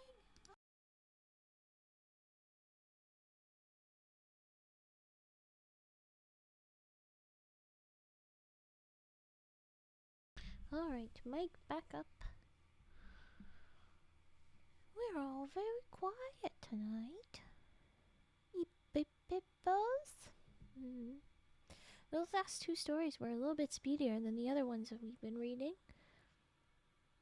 I don't want to risk an ad popping in, so I think I'm going to run an ad now before we start the next story. It should cover us for the next two if I do that. But we're just running on through these. I'm surprised. You're back. Hello, welcome back, Liam. I think I'm gonna start up the next story here. The Fog, it is called. Wait a minute. You can play fast and loose with the different redeems, but you gotta capitalize the story titles, Raven. Okay, here we go. The Fog. Kinda sounds spooky. Here we go.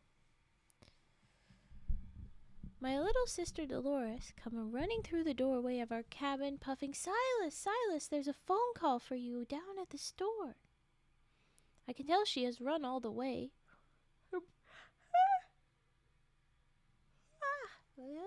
Okay.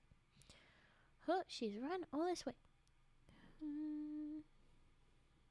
You're reading and listening at the same time? That's gotta be difficult. Oh wait, what was that? I said that I would read. I should run an ad. That's what I was gonna do. I am going to do. So I'm sorry, folks, but I am about to run an ad. This next story is likely to be quite long. I don't trust that it's gonna be short. So I'm gonna run an ad. I'll make sure we don't have an ad interrupt the next stories. Okay, I'm sorry. That is interesting. I don't think I could manage focusing and getting in all the information out of both what I was reading and listening to. My brain... my brain would just not put up with it, I don't think. Eepy suddenly. No. No, Eep. Not yet. Not ever. No, okay, ever. I should eat. Yeah. But no, not yet. I need to reset my sleep schedule after doing these streams. I have to do an early morning start soon, and so I need to reset myself. And I'm debating if I should try and do a slow adjustment, because I don't think I have time. Or if I should try and do a stay up all night, because that could be the answer. Okay. And by all night, I mean all night and the next day probably is what I would have to do. Alright. We're gonna restart the story. It is The Fog. Here we go.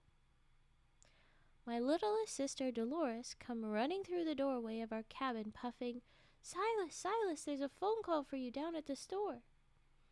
I can tell she has run all the way. Her braids are unraveled, her cheeks pink, and she smells of the outdoors. The phone is a half-mile down at the hill when Ben Stonebreaker's home general store. As he walked down, how did I lose myself? As we walked down, I hold on to Dolores' hand, and every once in a while we skip a step or two. I'm stumbling. Captain Jack Black. Well, thank you, Captain Jack Black. I'm imagining a glorious combination between Sparrow and Jack Black. Oh my gosh. I love it. Thank you for the follow. Our tradition here is to drop a little dance emote for every new follower, and my emotes are being very slow to load.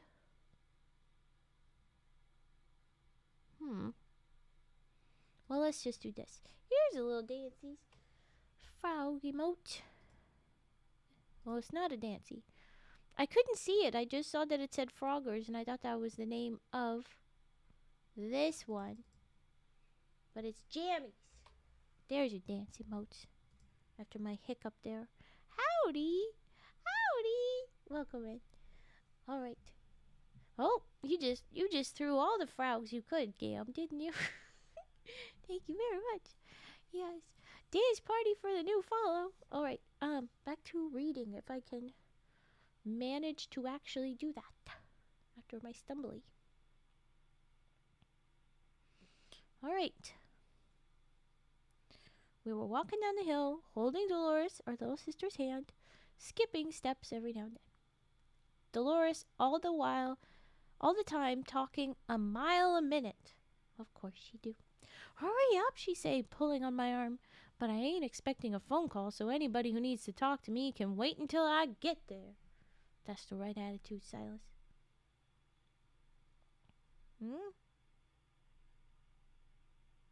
What? Sorry. Okay. The phone is nailed to one of the back walls of the store. It made of varnished wood, is about a yard tall, and I bet is older than I am. I'm tall enough to talk into the mouthpiece, while most everybody else have to stand on their tiptoes, yell up as if they are talking to someone at the top of a hill.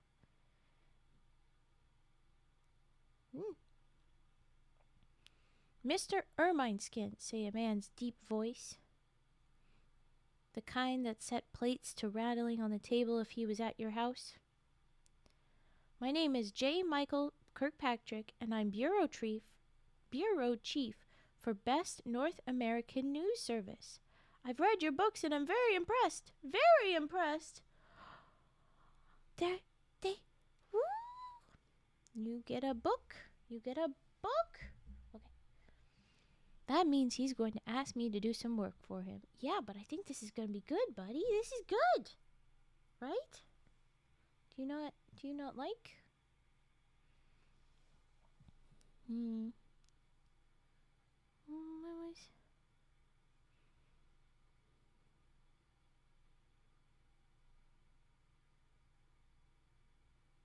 Sorry, my brain. Wait, did I say things? Oh, my brain is being split. I need to stop. Okay. This means he's going to ask me to do some work for him. Interview somebody, write a column, or something. The point I have to establish quick is he going to pay me? Oh, I assumed he would. Yeah, he better. Okay. Is he going to pay me? And if so, how much? Lots of people figure they can pay Indians with colored beads like in the old days. Others figure that just because I'm an Indian, I should be willing to work cheap. I listen to what Kirkpatrick have to say.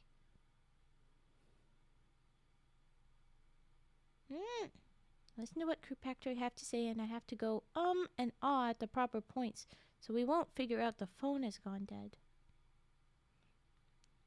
As you are probably aware, the Pope is on a cross-country tour of Canada. Nope. One of his stops will be at Fort Simpson in the Northwest Territories, where he will meet with several thousand native people. Well, I'm in Alberta. We would like you to cover that event as a representative of Best North American News Service, and to write about it from a native point of view, so to speak. How much? I ask. I've learned from sad experience not to be shy about taking money. Editors have kept me on the phone for an hour, or I've sat in a carpeted office listening to a long explanation of assignment, only to find out they expect to pay me $20 for less for the job. Mr. Kirkpatrick name a figure. I ask for double. He say no. No way. I say goodbye. He raise his price $250. I say okay. It is while he is telling me that I going to get a ride on a chartered plane that I get my idea. How would you like to not have to pay me at all, I say. What's the deal? Well, if you were to send 2 of my friends along with me, we'd settle for expenses. Medicine lady of our tribe was saying just last night how she'd like to meet the Pope, and I got a close friend I want to bring with me. Girlfriend, eh? Say Mr. Kirkpatrick. No, I say. It's a man. Oh, well, I suppose it's okay. You sound kind of embarrassed. Somehow I never thought of you Indians being that way, but I suppose you are a writer. First off, they absolutely are that way. Two-spirit is a thing, you shitty man. But also, no, he just wants a chaos gremlin with him. It's more entertaining that way. We can't have a story in the Fencepost Chronicles not include the Fencepost. I mean, come on. Damn, am I right? Am I right? Yeah, Mask, they saying howdy. That's yours. Okay.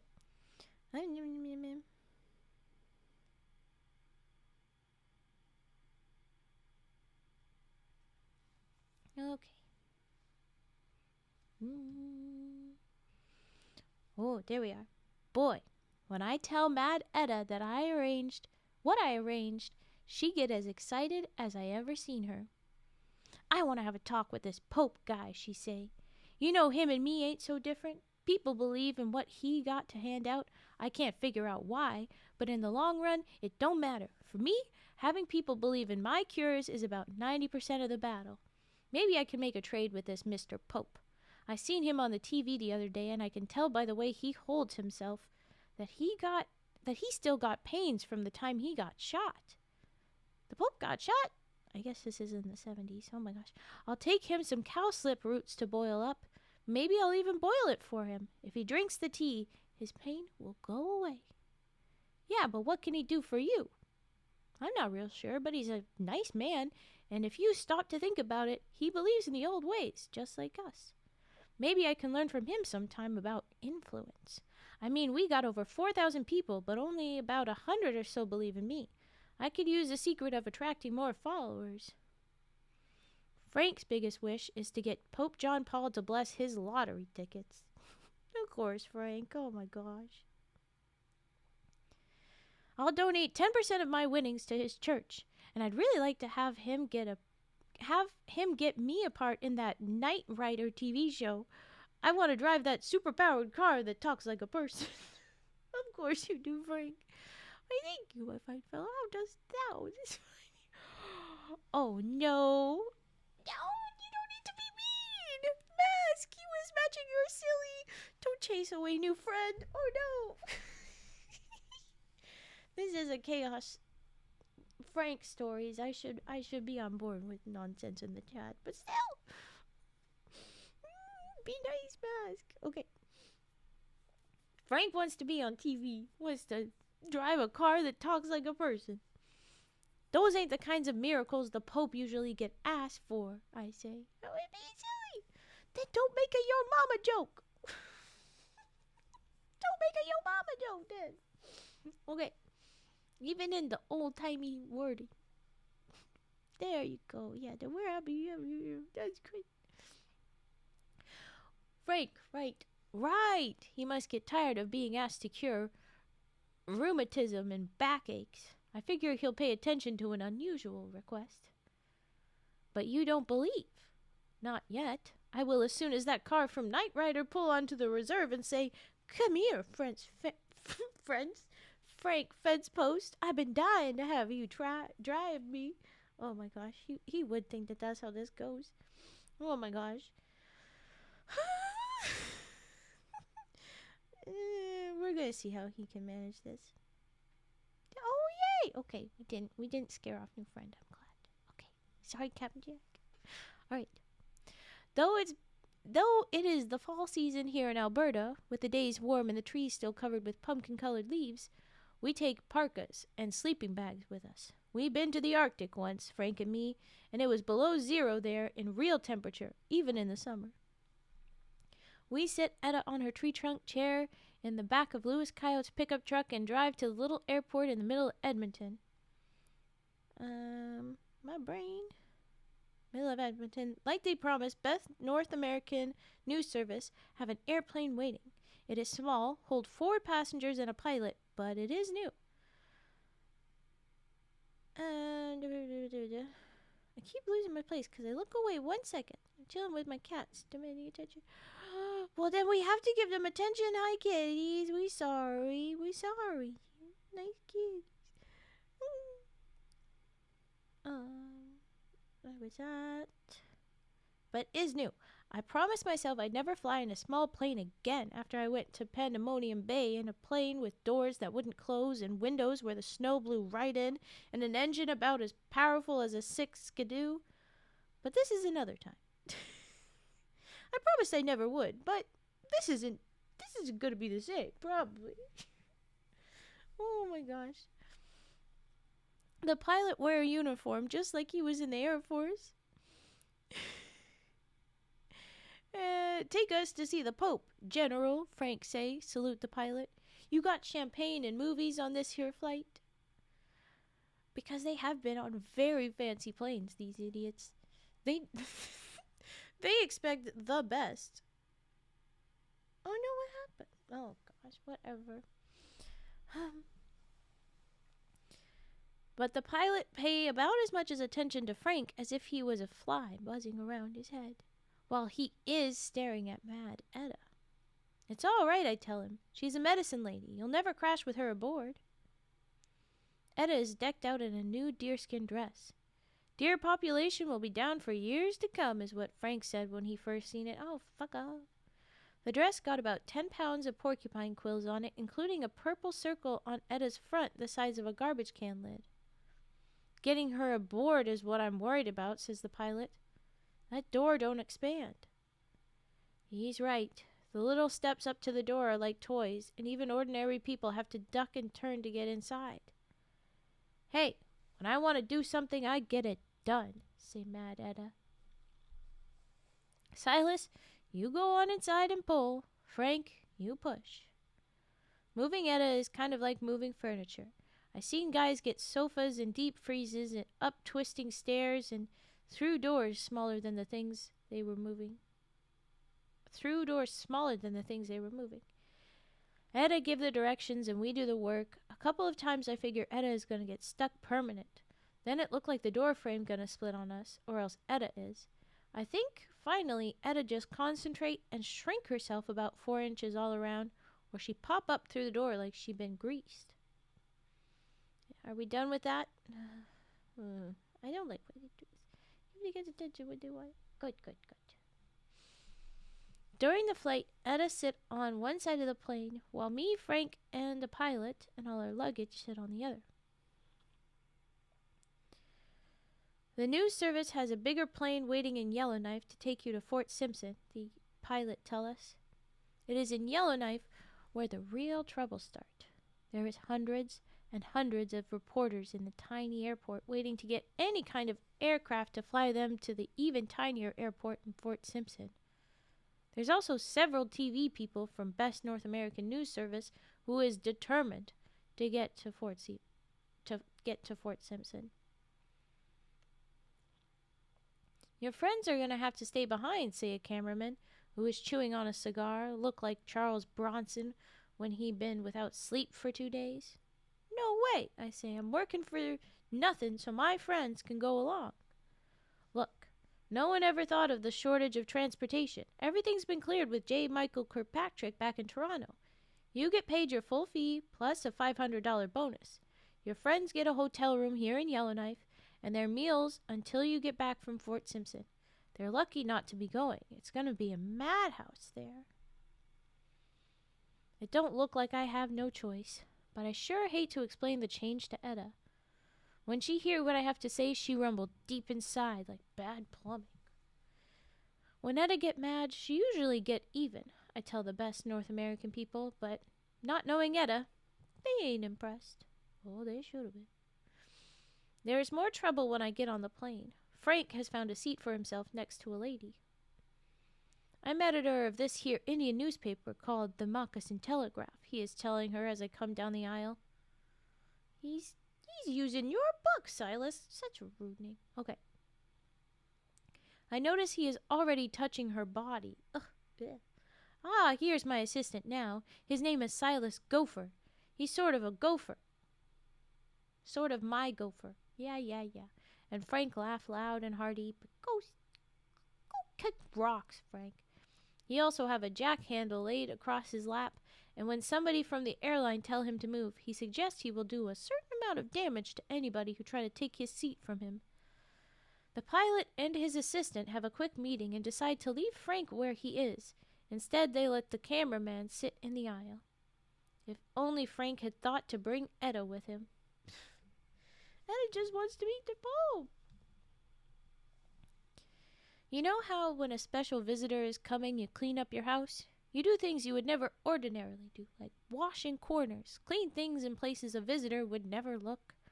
Well, that is the way it is with the whole town of Fort Simpson.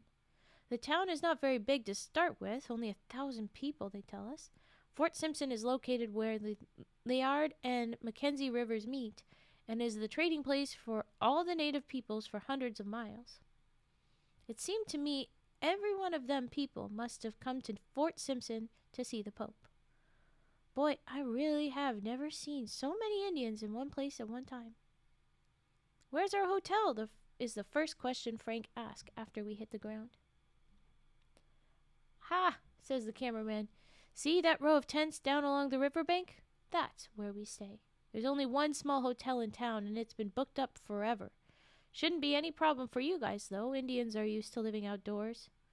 Some Indians, I say. They've had this problem before. I should have asked more questions before I took this job. I mean, knowing about the outdoors doesn't come naturally to Indians. Me and Frank aren't campers or hunters or trackers. We like hotel rooms, Kentucky Fried Chicken, video games, riding in taxis, and electric guitars. But it looked like we're going to have to do without those things for a few days. What is here is like a disorganized carnival with no main event. It is government money that keep Fort Simpson in business, so it is government people who organize for the Pope's visit. People who work full-time for the government is there because they ain't competent enough to work anywhere else. All around town, they have really spent a lot of money to show how smart they ain't. To start with, some bureaucrat must have ordered 1,000 gallons of whitewash.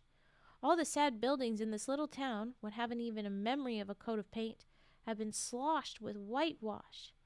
Coming down on the airplane, these buildings looked like extra big white birds scattered across the barren land. Ah! Another person saying that I'm bad. Frick! What the heck, frigid? No nice. Very no nice. I don't like. Someone bonk.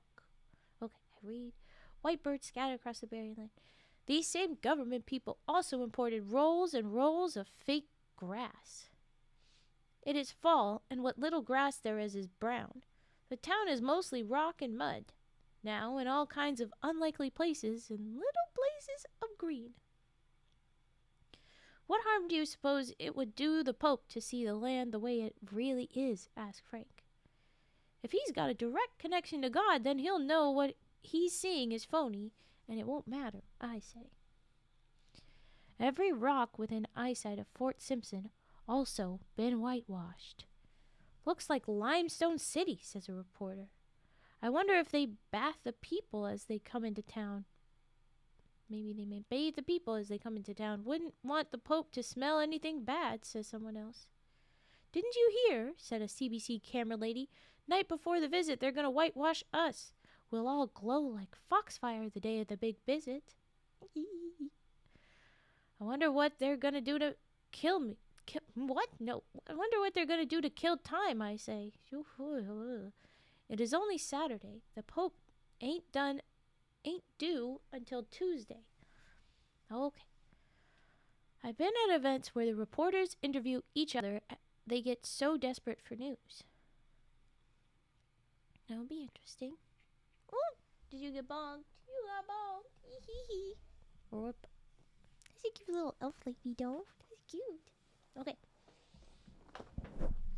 Sorry. I adjust. I'm getting all cut up because I'm thinking about I need to move, and I didn't move. Stop wobble. Oh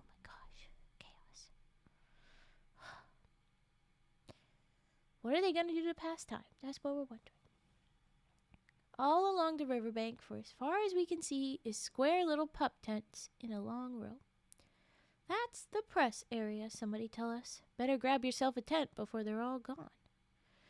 I'm sure glad we brought heavy clothes. There are little propane heaters and portable cook stoves in the tents, but it's easy to see the first arrivals have been having trouble with them, because about every 10th tent been burned down. Frank and that lady TV producer he met on the plane have decided to share a tent. That evening, Frank won a fair amount of money in a card game until somebody pointed out which side of the deck he's dealing from. Indians always deal from the bottom of the deck, Frank saying in a serious voice, acting as if he is the one being offended. He at least bluffed his way out of any broken bones, though after that no one will play cards with him anymore. I wonder why.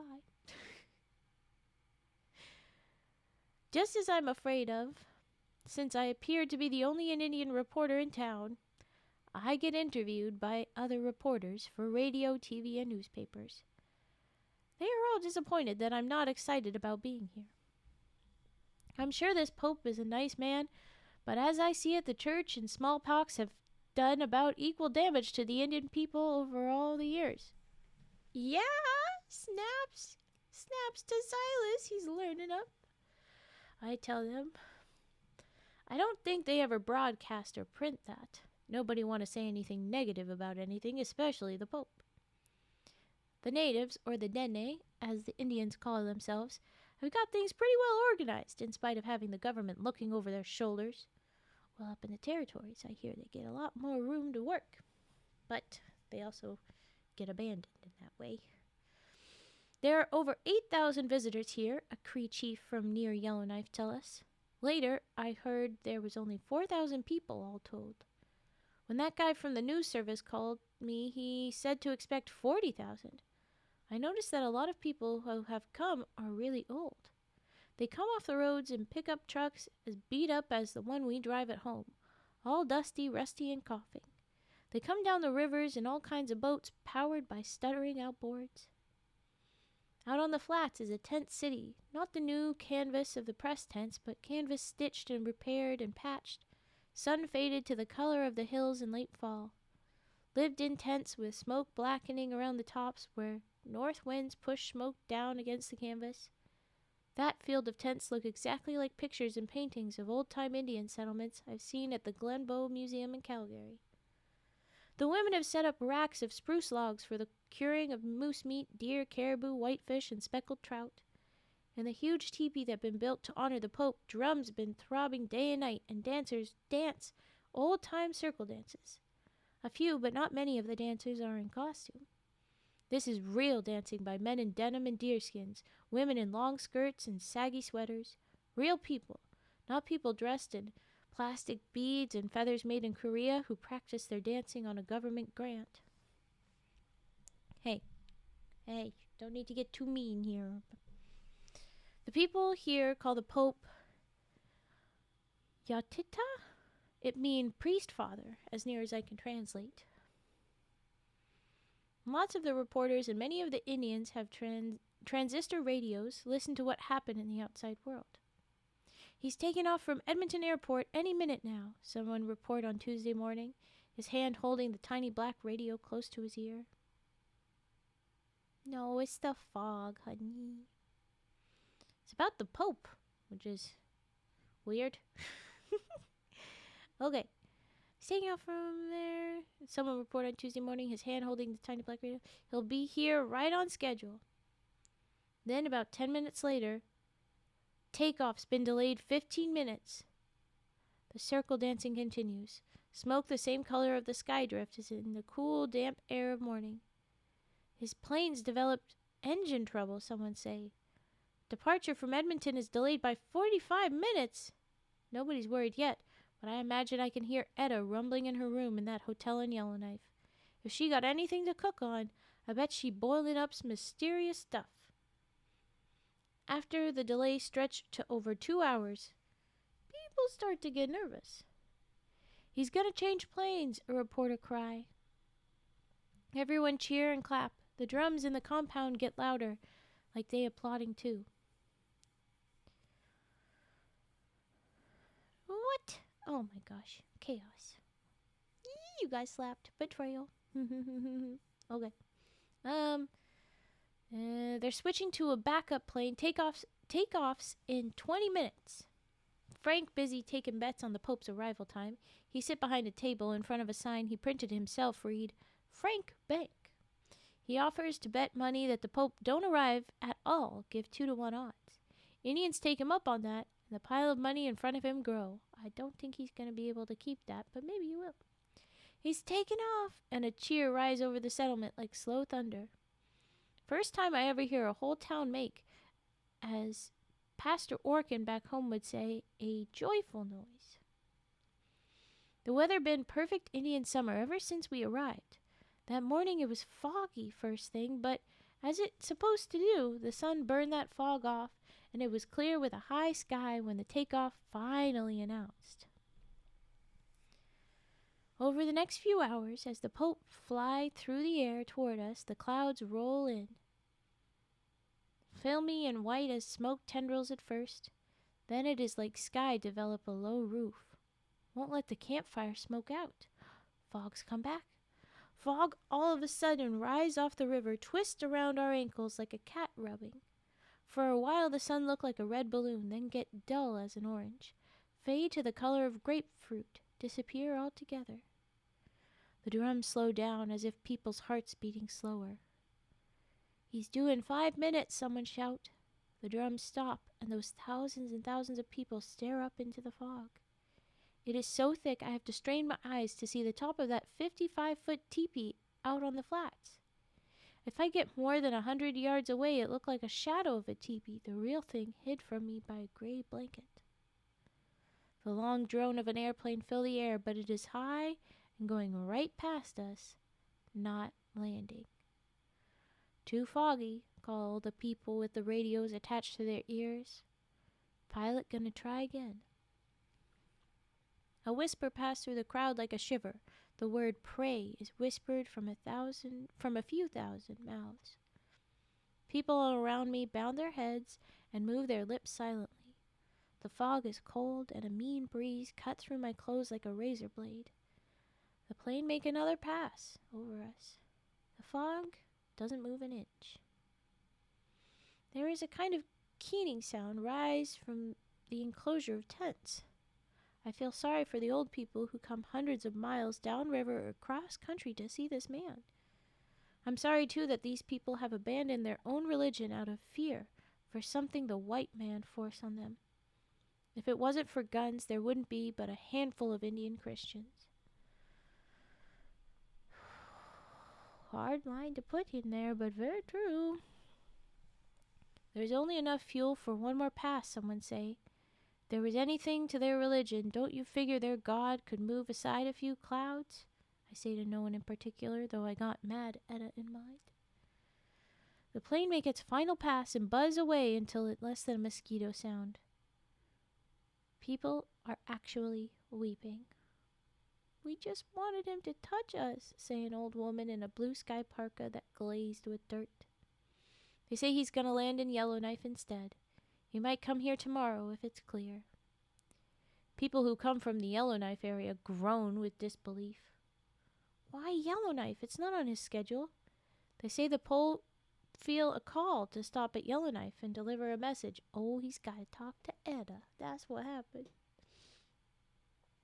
At the news that he may come to Fort Simpson tomorrow, some people give a small cheer. The drums start up again and people go back to their dancing and hoping. That bit about him coming tomorrow is a lie, say a producer from Best North American News Service. They're going to wait until late tonight to announce he's not coming. Some bureaucrat in Yellowknife is afraid of a riot. Frank have to wait hours and hours to collect his bets. But now, people who like lost causes are putting down money that the Pope will show.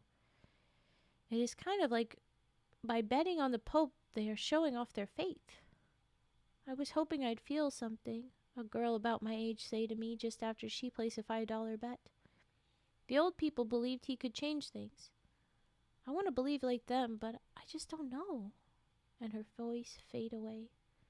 Somebody sum it up good when they say, same as the church always do. They promise a whole lot and deliver nothing. Oof. Oof, these heavies. Nobody seems very mad except the press people who put in 4 ugly, cold days and now have nothing to write about. Some of them scared up a legend or two about a church that was burned down, or that a great leader would die at a place where 2 rivers meet. And somebody else get an old medicine man say that animals been behaving strangely for the last few days. But the chief of the slavies state the believer's attitude the next morning when he say, "The Dene understand weather," and after a long pause, "better than most." During the Pope's unexpected stop in Yellowknife, he recorded a radio message for all the people in Fort Simpson. He speaks strong words about native rights and independence. The Yellowknife TV station was there, and early next morning their tape run on the CBC and we get to see in Fort Simpson. There ain't nowhere in the world you can escape from the CBC, is what Frank says, and I guess it is true. Ooh, that's some good riz. Good for you, Frigid.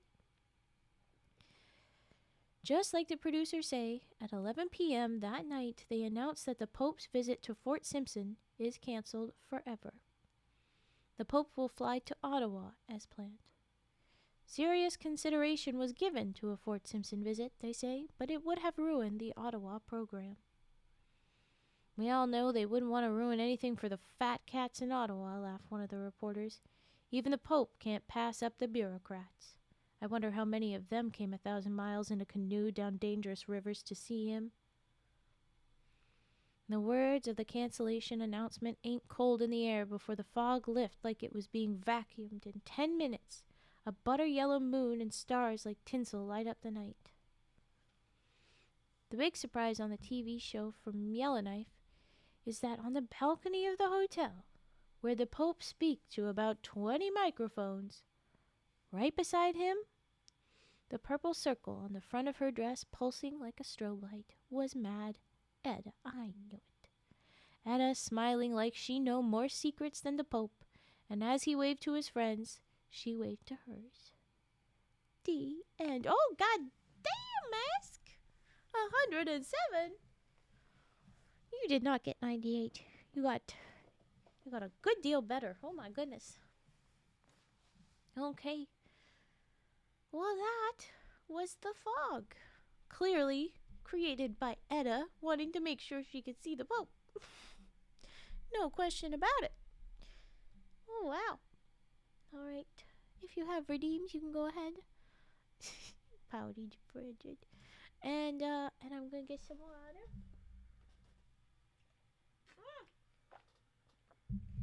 What the heck, LaHonk? And what a silly number. Where's the 2? No, I kid. 134 bits. And 96% riz. Nice. Well, let's drop some rainy money frogs for the bits, please. 108 for Cage, too. Wow, I guess my mods are sharing the same level of riz. Just batting it out of the park there. Money frogs. Thank you very much. Thank you, LaHonk. You cry more, Bridget. Hey, it's just a mod thing. Hey, at least LaHonk did worse than you. At least LaHonk did worse than you. Be glad for this. Right? You had 7, right? You had 97? Yeah, you had 97. And then Mask is 107. And Cage is 108. Heck yeah. But all you guys, you got good numbers still. It's not rigged. It's not rigged. They've gotten very bad numbers before, too. Alright, I'm going to do a bit of a stretch. And then I guess we will do rage puffing. It's not mod abuse. What the heck are you saying? No. Scissor snips? Boo.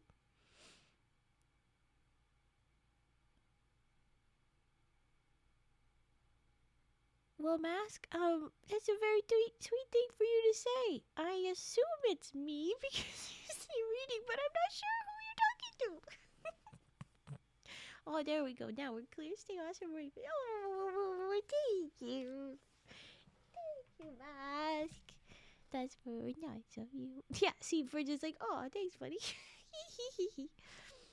Aww. Even the yes you, now that frigid has responded, could be taken as you meant frigid. Oh, silly. Okay, I'm gonna stop making noises on the chair and instead make my back noises. But there's gonna be a couple of cracks. Just a couple. Oh, no. You're not trash. You're not trash. I am not trash. I am not poop. You're cool as well. That's good. All right. Ooh. Yeah, I did get a crack there, too. I said members of the lake were cool. Yay, we got a Screamy. He scrumped. You know me, I love to see the little scrumped. Look at the little scrumped. He's just so cute. He's so cute. Okay. Well, but they're so nice. I hope I can stay a comfy place that people like to be here for. I appreciate that a lot, Mass. Thank you for helping us out in here. Alright. Thank you. We have rage puffing and then scissor snips. So let's rage a little bit now. Say as I yawn. How can I rage when I'm just too eepy? The eyes were wide open there because the model didn't respond, but my eyes just closed when I did that. Oh well. Okay, well you got a little bit of time. Hold on. Oh, it takes a minute. I almost messed it up. Here we go. We're not reading. We're doing trigger. And you know, the real kick, I gotta put the little Angie. Can't start yet. Have to wait for the Angie. Hold on. I'm looking after myself before I start triggers.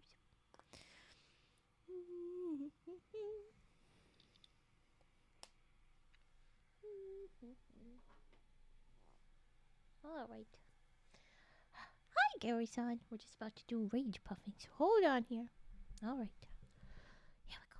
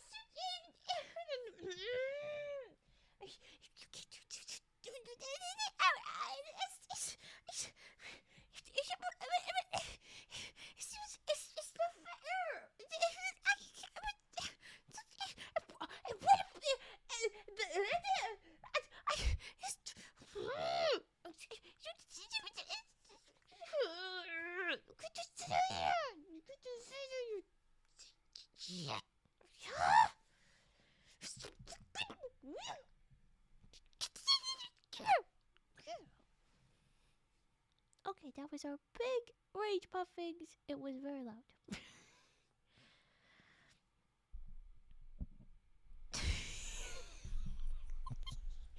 Look at this one. It's just letters. It's not really words. Ooh, it is, but I like it.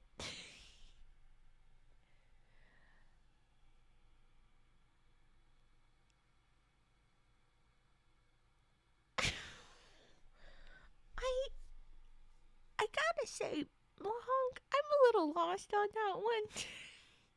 I don't know. Your rage puffing is just letters. Your mom is just letters. There ain't no vowels. 10 out of 10 will complain to the manager again. Hey, I changed it to not reading. Oh, well, fine. My mama.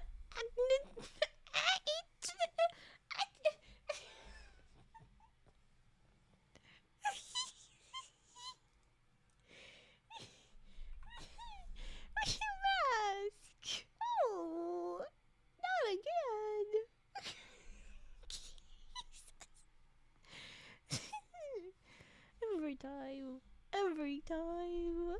get too upset and you do all of the and you have mash typo.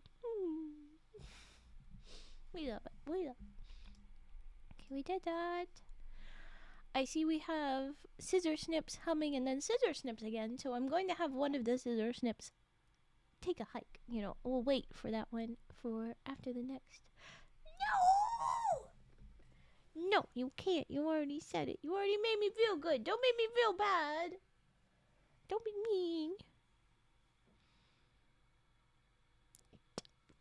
I didn't notice until you corrected yourself there.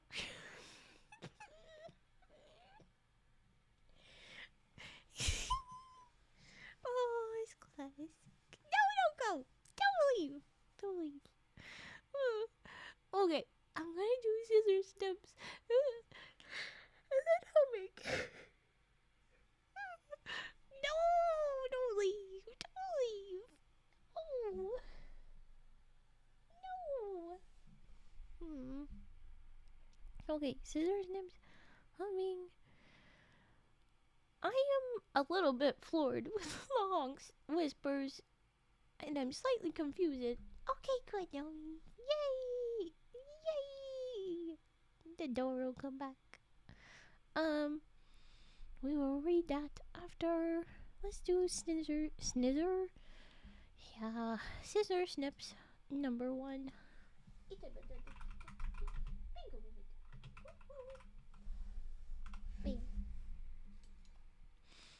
Alright, here we go.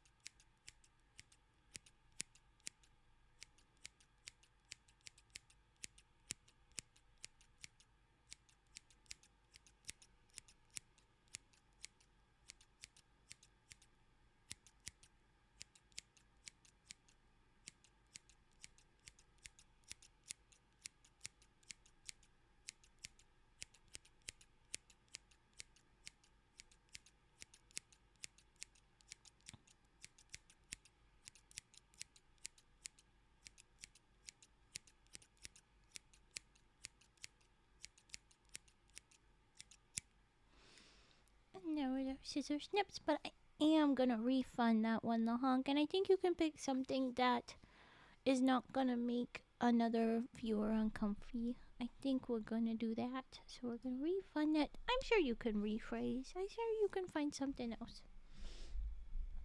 It's just a little bit of a no-no. It's not a big deal.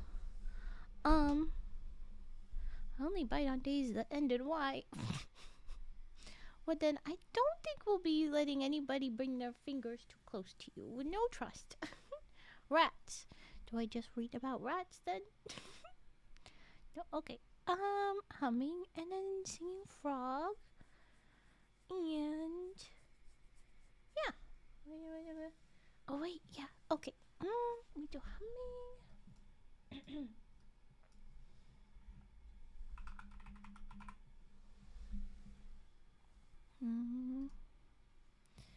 Hold on, I got a cough.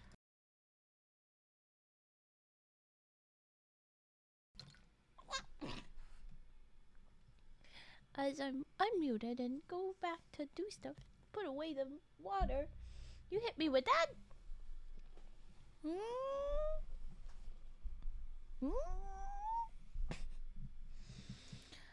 We do appreciate the consent there, Mask. We do. I think so. I remember Frigid. I'm just trying to keep up with chat and clear my throat. The frogs. No personal space. Jeez. All right. Stop.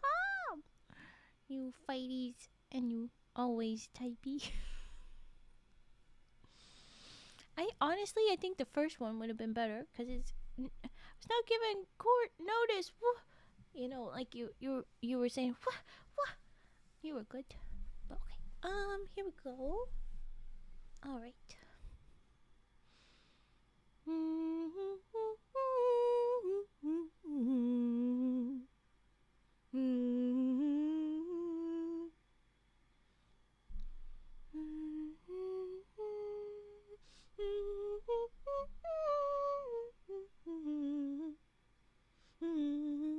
Because that's all I got in my head. I do not have all of it. There you go. That is what I can pull off right now. But okay, more humming.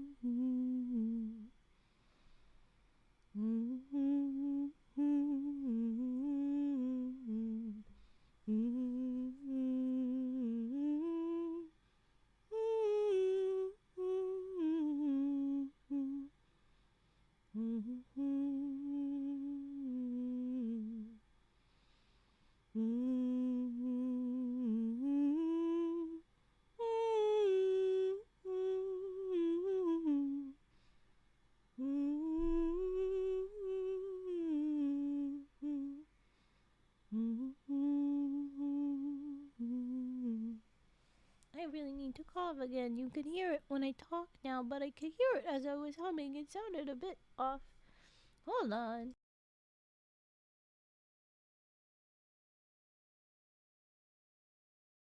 These goddamn frows in my throat.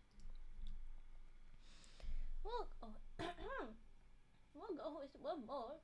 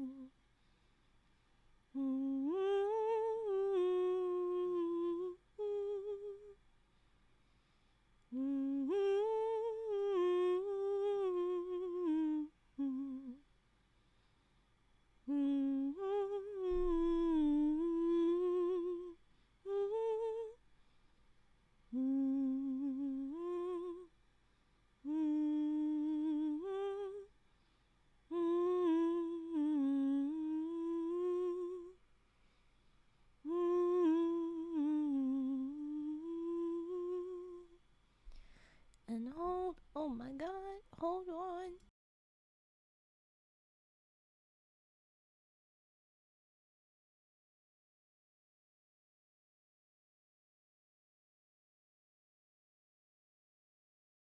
Okay, let's hope that this is better and stays better. Next up is frickin' Herbert. So we're gonna do.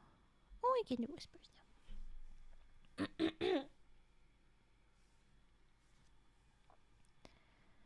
Masked Justice. For missing streams and court dates, you will have to clean all frogs and rats for days decided by Council of Burb, which coincidentally, Mask, you are on the Council of Burb as a Mad. You are in the Burb. You are the Burb Council. Like I don't. The honky made his own punishment. What? Or at least he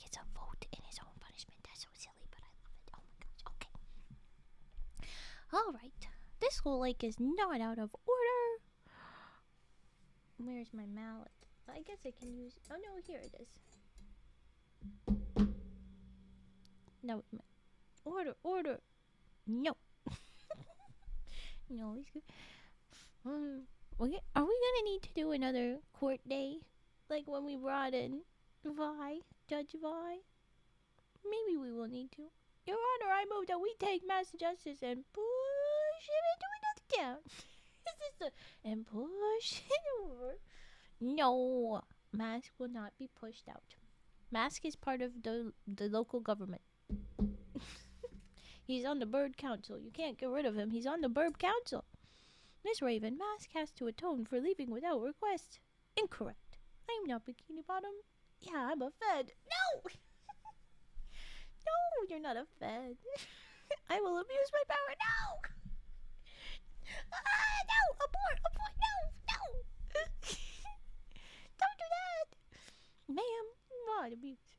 Well, he is right there saying he will, but I don't think he will. I don't think he wouldn't. He wouldn't dare go up against the rest of the Burb Council. Who is also joined by just water instead of burb. Dew on grass. Either way, guess what we're doing next? Oh, you know the honk. You know. One of them is literally water. It's true. Don't you dare say that, Mask. It is Herbert time. No pigeon. Alright, Herbert time. Maybe his dulcet tones will soothe you. Oh, okay, there we go. Oh, alright, here we go, Herbert. Let's sing.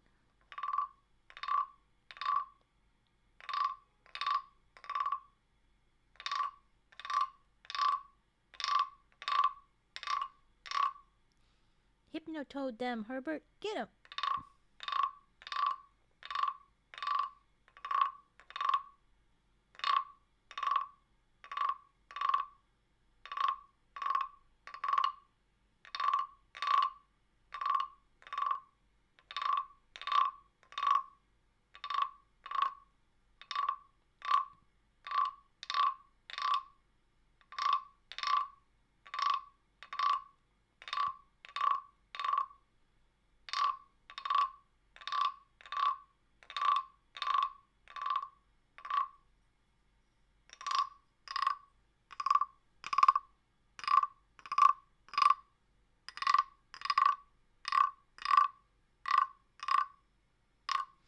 Uh-oh, Herbert. Your cultist tune has not worked on them. They rolled too good of a charisma save, I guess. They are not incorporated into Herbert cult, where they will stop fighting. But maybe if we try again, maybe then they will shush. Stop calling Pidget.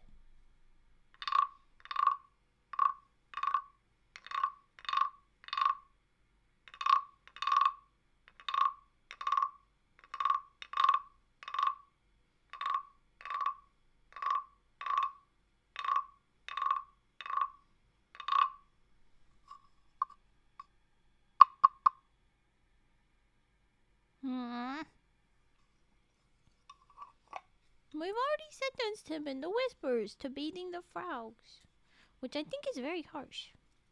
Thankfully, he gets to decide the days, or gets to have an input with the rest of the Burb Council. Bring you justice or bring you death? Well, I guess we gotta kill a goose. Time for a goose dinner. No, I can't. No cannibalism in here. Never cannibalism in here. Just be nice. Just be nice. What the fuck? Yeah, we could turn on you, Goose. We could. But we don't, because we are good and we are nice to each other. Don't leave. I wouldn't really. But let's be nice, please. Mask, just like every one of you has every right to not be here for a minute, even without any explanation. This is why I say no one is tardy, no one is late. I don't keep attendance is because you have no obligations to be here. It's okay. Don't make each other do that. And I mean it quite seriously. So if I see you fighting anybody for not being in stream again, you'll get bonked. I'm serious. I mean it. We'll be nice to each other about that because you never know what's going on, and I don't keep attendance here for a reason. Give me liberty or give me a number 5 extra pickles and a large Coke. Then I think I'll give you liberty. I don't have an extra pickles or number 5 or a large Coke. I has none. I have been here long enough and I have an army. So do I. That's a cute little heart. That's a cute little heart. Alright. Nothing too serious. Well, yeah, but you don't have to tell us. And what if it was a serious? You know? Also, yeah, hi, Turd. You just kind of snuck in there, immediately joined in on the beef, and got away with it. I'm just bad with time. Oh, it's okay. Raven doesn't keep attendance. That's anarchy. Yes. What the fuck you think I am, a dear lady? Are you kidding? You think this is something that follows a government and rules properly? I stomp people to death when I feels like it. Anarchy. Yeah. Okay. We have one more story in this book. It is likely long. Yay! Fenster. We even give meanies the stoppers. Heck yeah. I think one of the bits might be a deer foot to just smush a frog or something. I think that would be a silly bit. So Ministy, hello, thank you. We are about to return if I can be less distracted in a minute. No. Yes, it's the other Burb Council members. Very lurky. Yes, we know you're okay. Oh, yes, you were saying hi to Turk. That's what you were saying. Yes. Frog smushed and warm out when? I don't know. Yeah, do you want to smooch or smush? Because we have a frog smooch with the love kiss. I just got here with Solomon. Oh. Now, if 2 arrives, we can decide punishment days. I will override and say 0.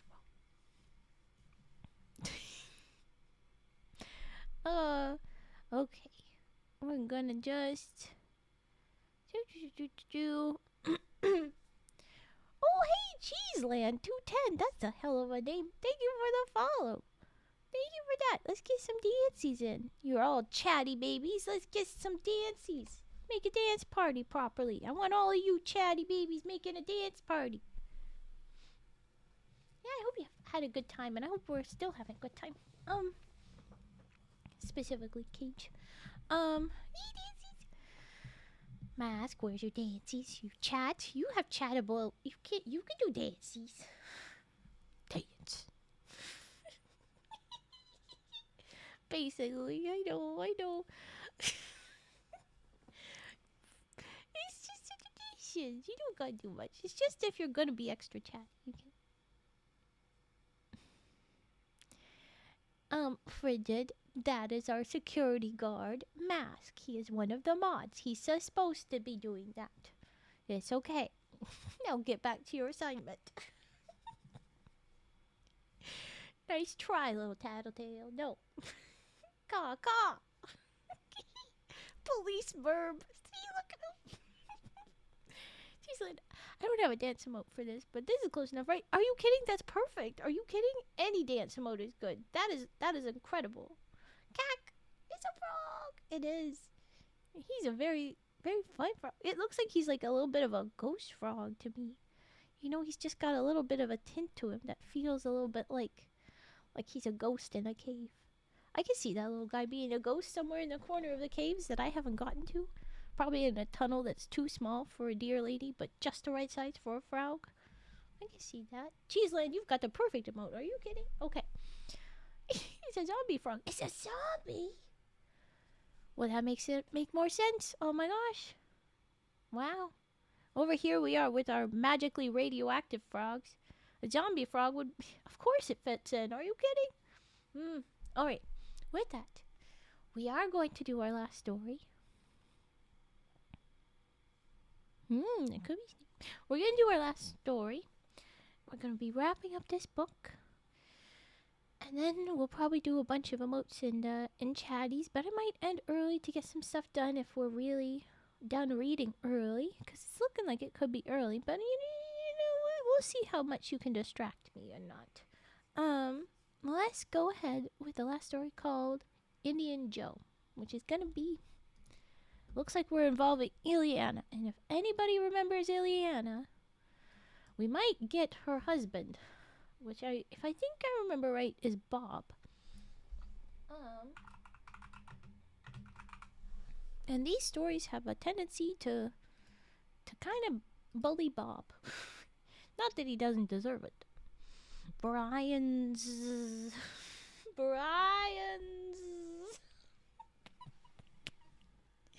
Did you do a math typo? What did you do? Okay, Indian Joe. Here we go.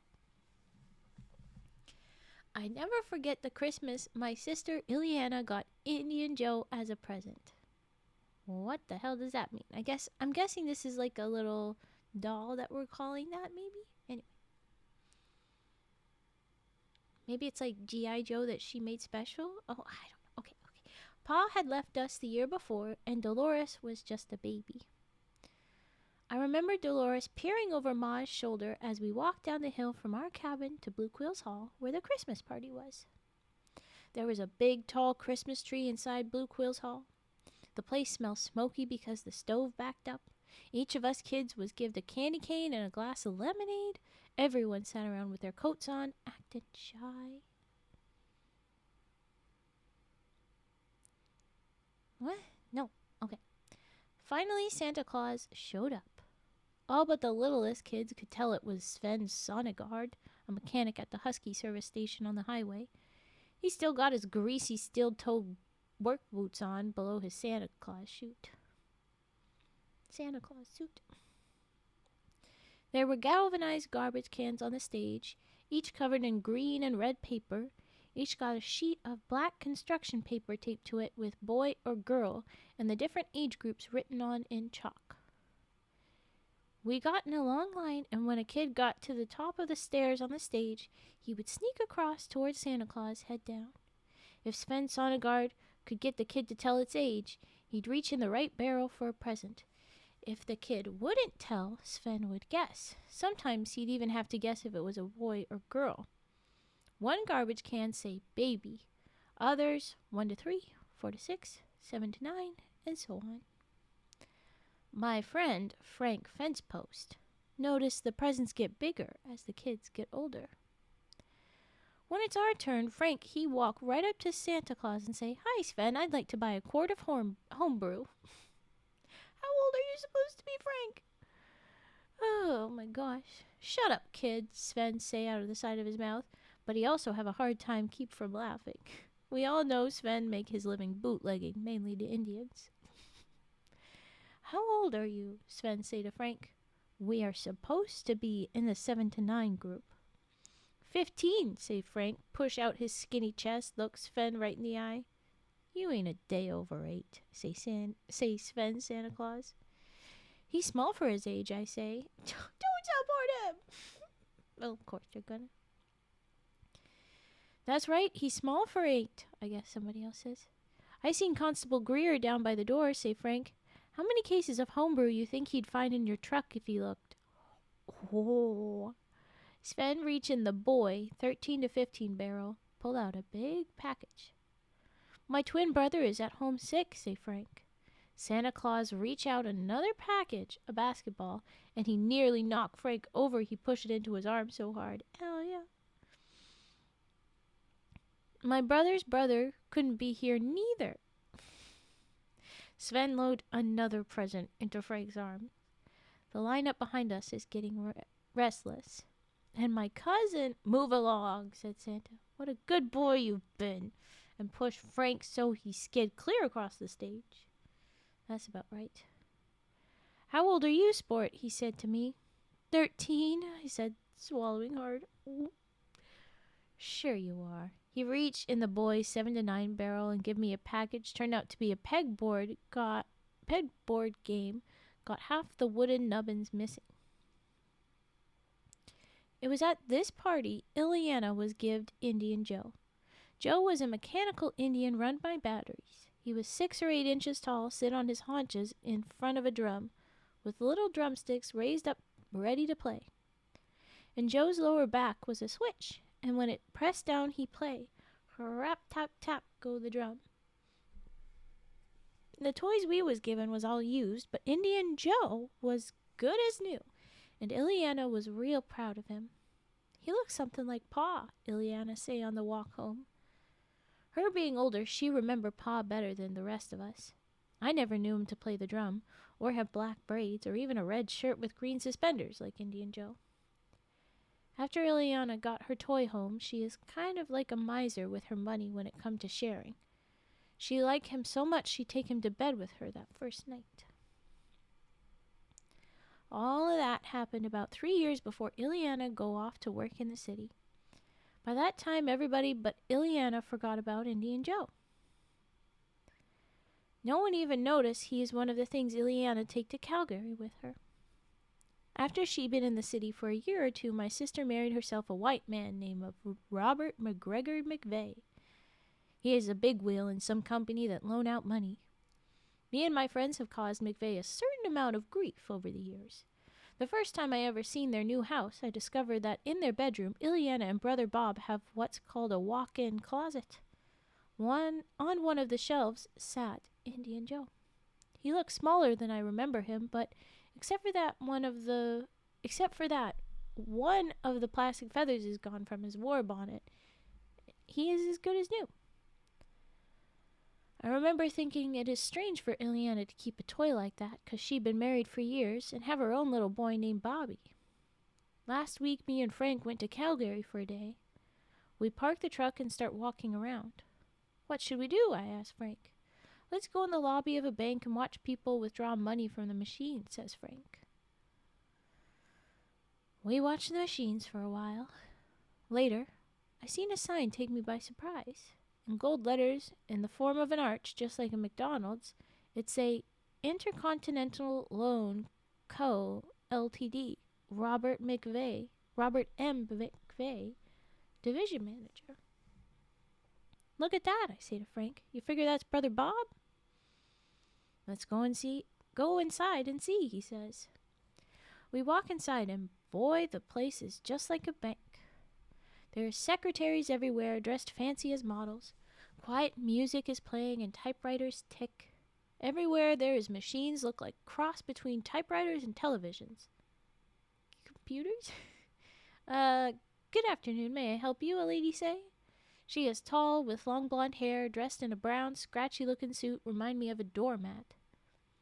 I'd like to borrow $20, says Frank. Give her a big smile. I'll pay you back tomorrow for sure. I even leave my friend here. You can sell him if I don't come back. The girl try hard to be polite. I'm afraid we only make industrial loans, she say. How about if you loan me $20 personally, say Frank, and he look at her real sad, lift up one finger, point to his cheek. As he does, a tear squeeze out of his eye, roll onto his cheek, and stop there. Wow, nice job. Frank seen an Indian on TV do that. That Indian was sad about white men cutting down trees or something. Oh, that commercial. Oh, God. How do you do that? The girl says. Come real close and I'll show you. The girl does. Then turn to another girl and say, Hey, Francine, look at this. Maybe you seen me on TV, Frank saying. Frank wiped the tears off his cheek. Start the water flowing again. Excuse me, I say to a gray-haired lady. Is Mr. McVeigh in? Whom should I say is calling? She say, look right at me as if what she's asking ain't funny.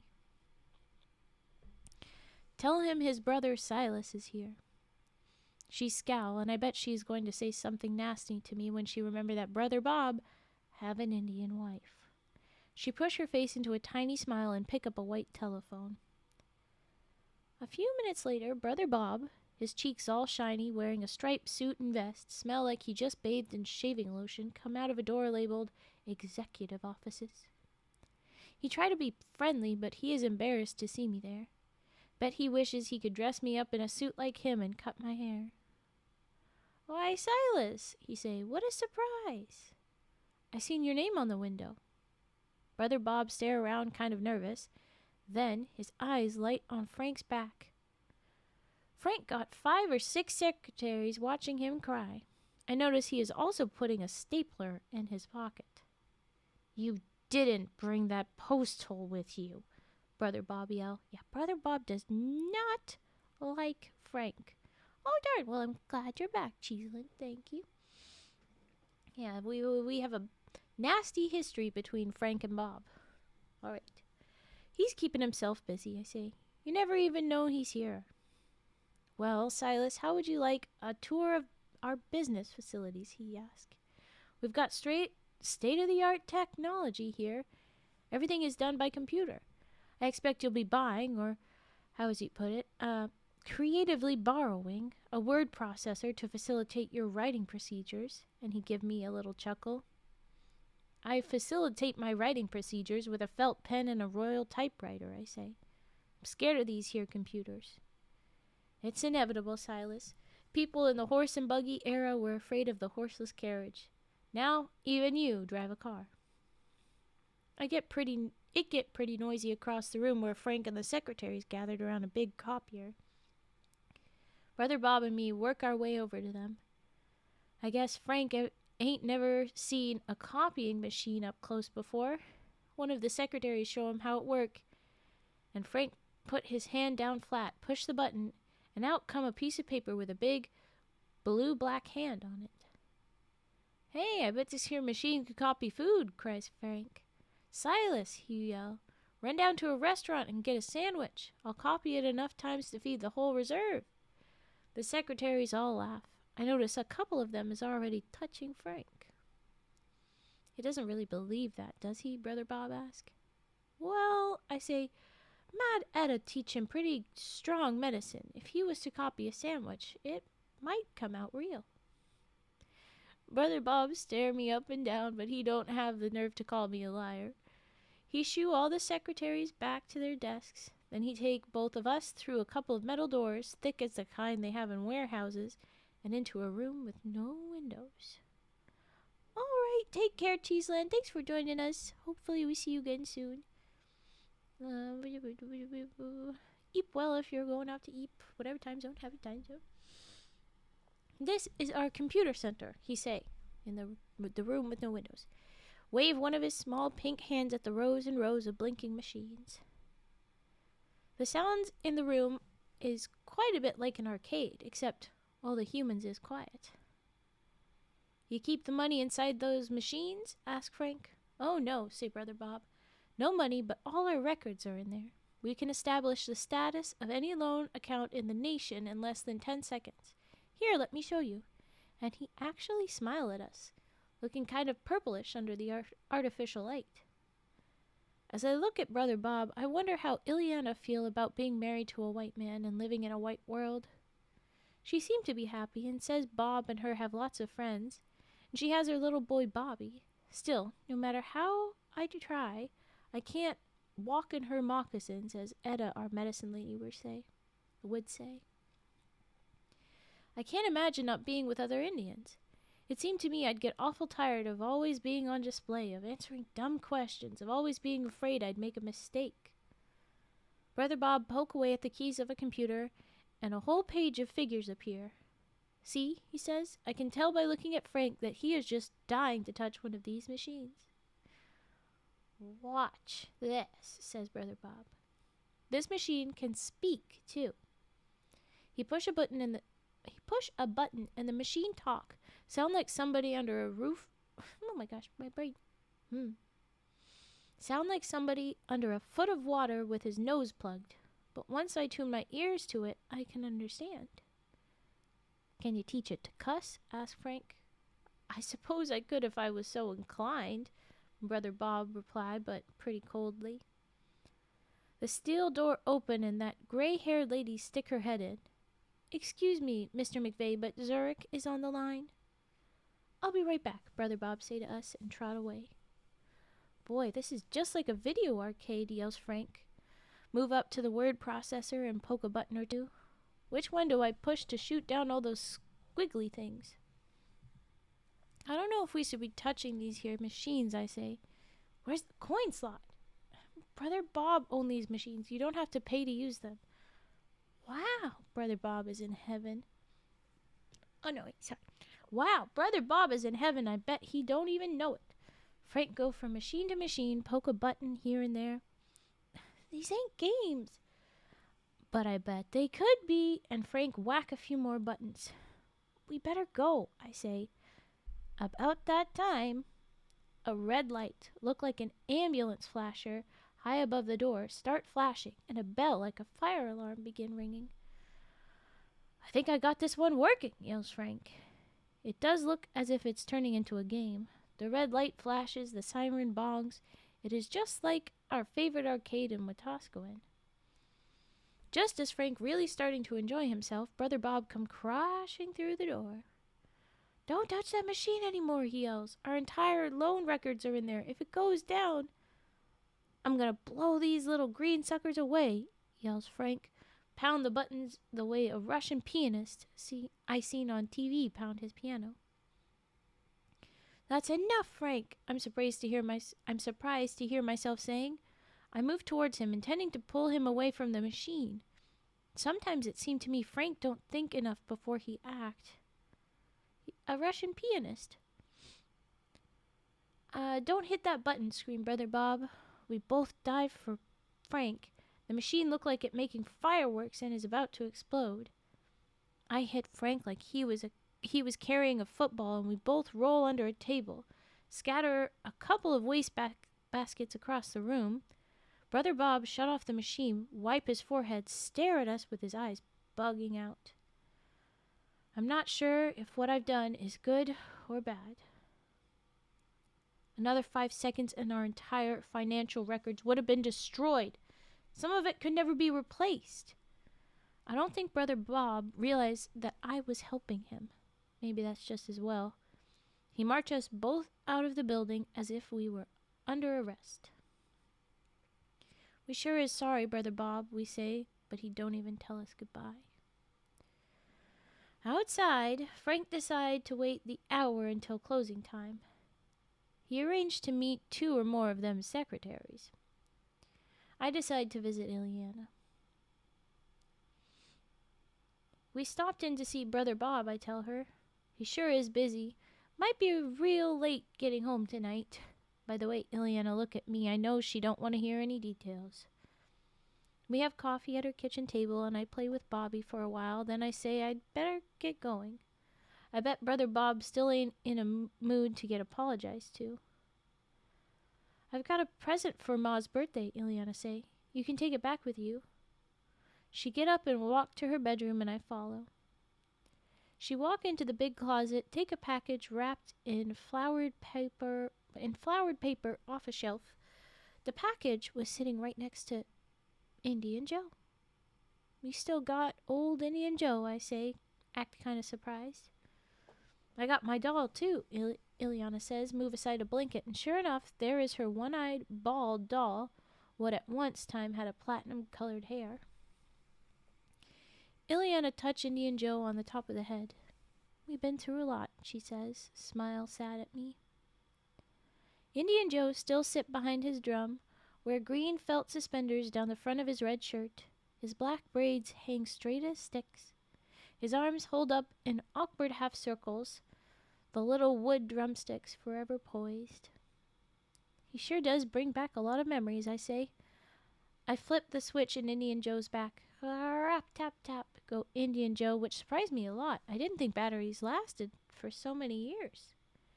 Rap, tap, tap, he go again, and as I switch him off, I look at Ileana, 'cause I hear her make a funny sound. Oh no, what's going on? My eyes catch her face just in time to see it falling in on itself. The tears flood out of her big brown eyes. I hold out my arms to her. She takes one step forward and clasps onto me real hard. Is there anything I can do? I ask. No, everything's all right, Silas. Really, everything's all right. I know, I tell her, though I'm not sure I do. I think I can guess what she's feeling.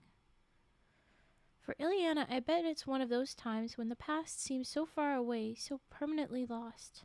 I've had the feeling myself. A terrible sense of loss, like someone important has died. But then there's the worst feeling of not being able to name the person who died. It's a little like looking at your own grave. I just hold her for a while as she cries into my shoulder.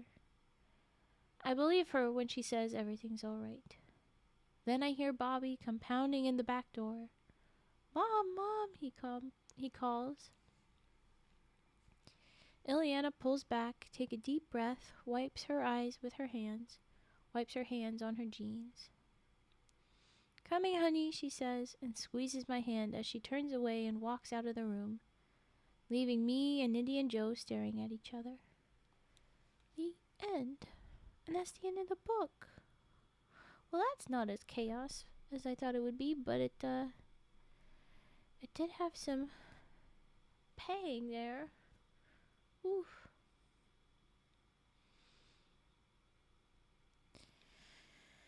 Just feels a good deal like,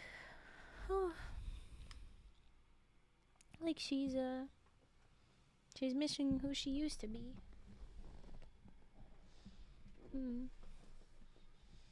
Well, there you go. That was the Fencepost Chronicles. The end.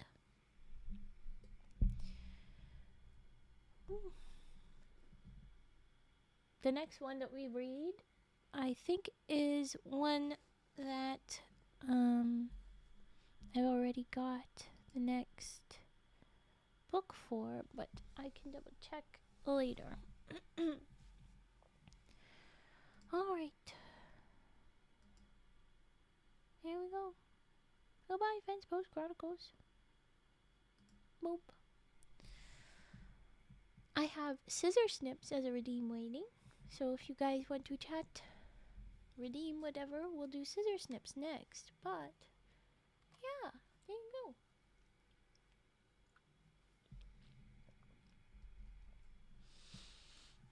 Yeah, mostly lurking. Yeah, that feels fair. It's about right. People seem eepy and slow. It's not a bustling day.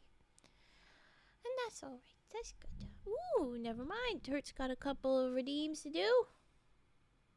Alrighty. I will just adjust the stings.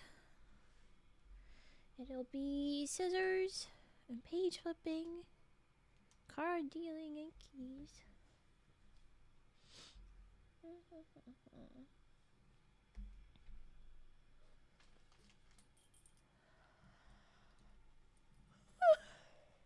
Big eepies. Oh boy. Big noisy chair movement. Sorry. Alright. Scissor Snips. Let's begin. Yes, yes. Yes.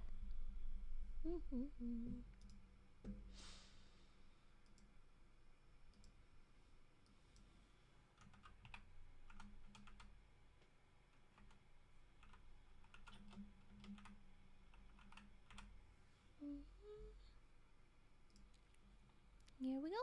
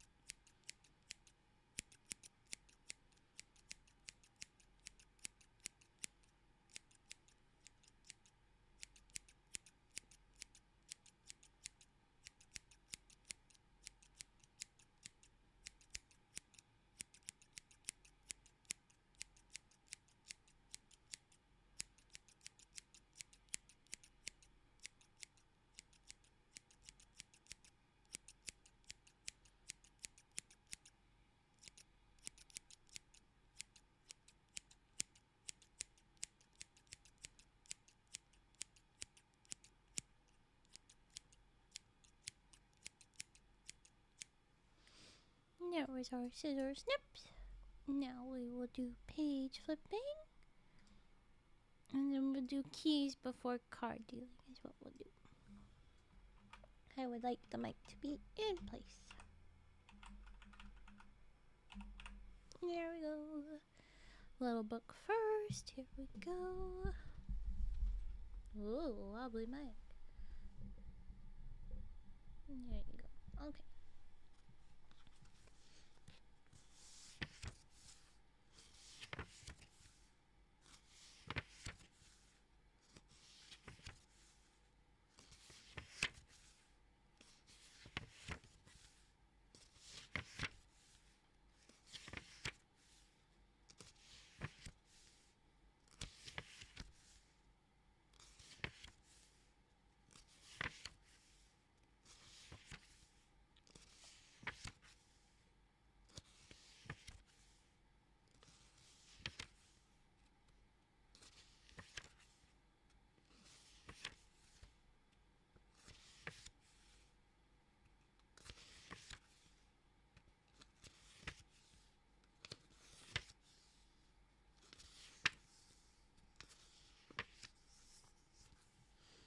And now the bigger book.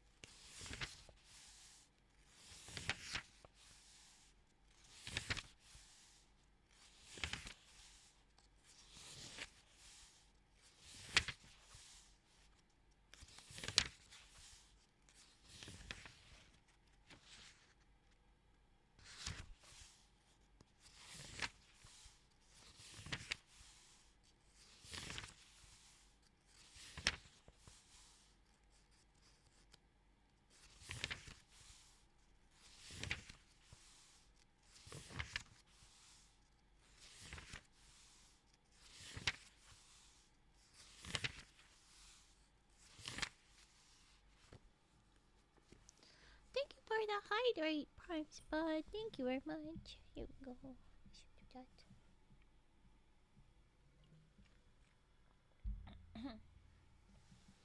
Thank you very much. We are just doing page flipping. And now we're going to do keys before we do card dealing after that. Here we go. The jingly boys. Here we go.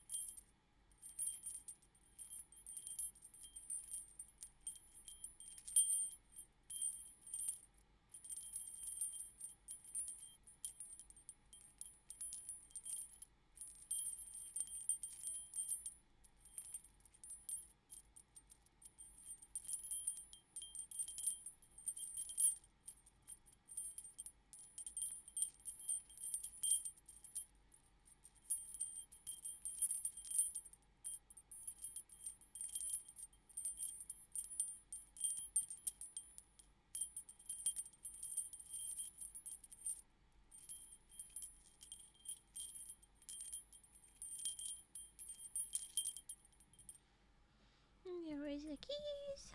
And I just realized I can take away this right here because I think we're done readings. We've finished the book, so that's all done. And now I will move the mic. I'll mute to do that so we can do card dealing.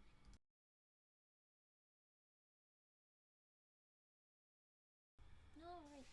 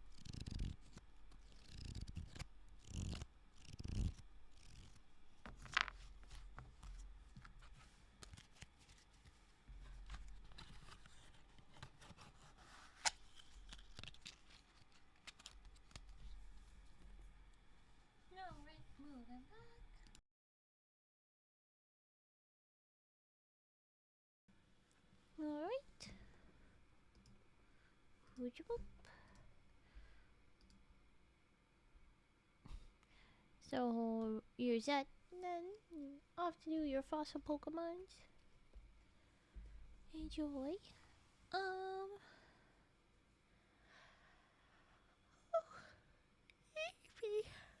I expected the stories to last longer. I guess just everything about the patterns that the books usually follow got thrown out the window when it was Oops All Franks. Just oops. Everything's that. Well, I think I'm gonna do what last night was kind of gonna be, where I'm gonna just play Kalimba and do redeems until end, I think. It is! It was Oops All Franks. It's how I've been describing it. And including on the YouTube descriptions, I said, they made Oops All Franks, so buckle up, chuckle fucks. It's chaos. Yes, Prime Spud, and this time it has been tuned, so woohoo. Thing is, this is a Yu-Gi-Oh! Pokemon ROM, so I don't care what the fossil will actually be. Ooh, okay. I have no idea for what was really going on. I don't. This is not where I have been with Pokemon. I don't know that. Well, okay. I think we're gonna jump in on Kalimba's time then.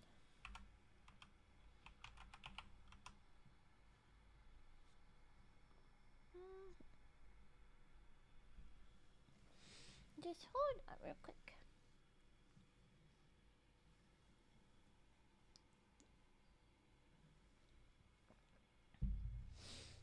Had to hydrate.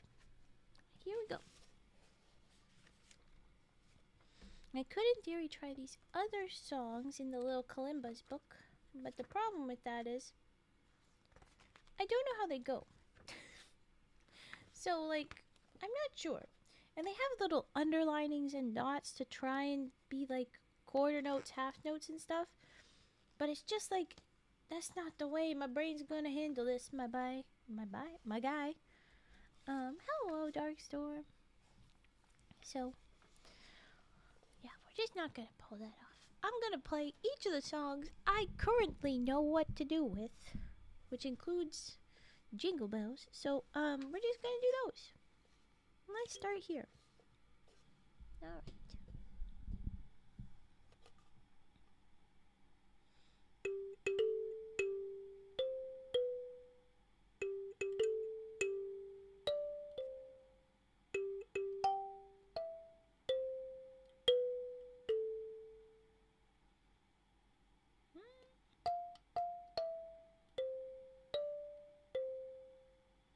Yay! Okay, and next one on my list.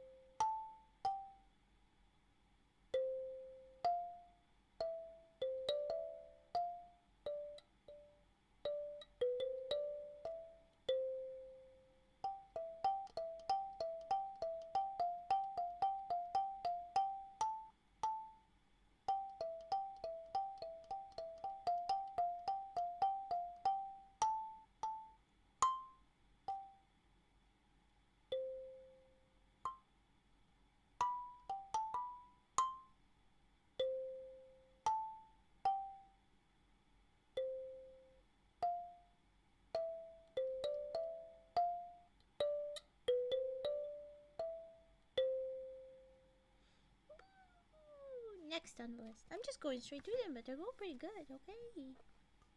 I say, and I'm about to flub this next one bad, probably. Alright.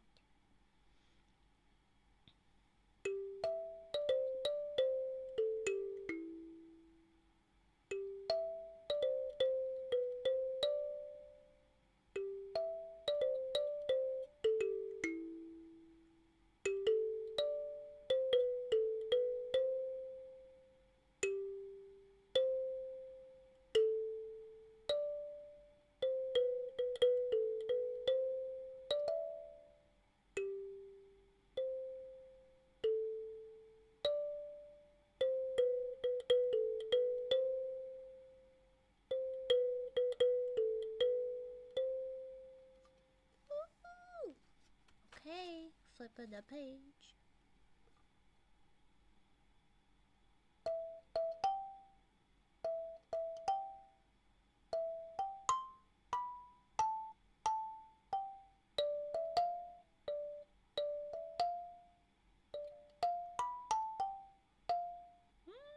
Okay.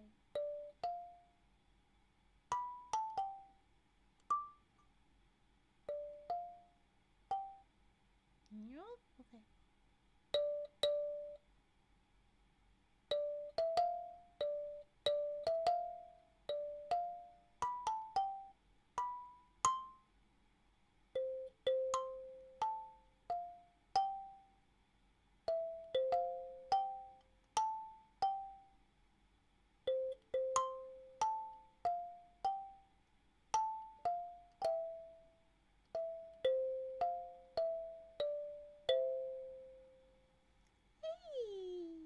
I stumbled there, but we got somewhere. We did pretty good. Okay. Next ones.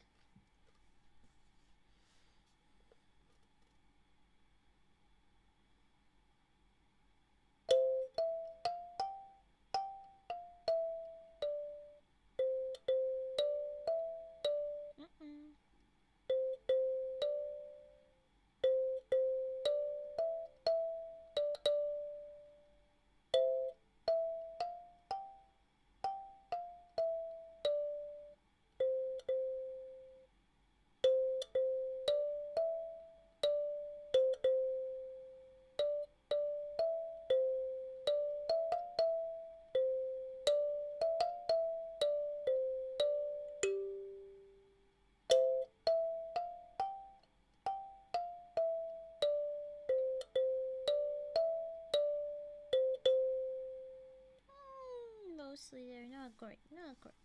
Okay. And the one I definitely has sense. Oh, he's a girlfriend. We have oh no.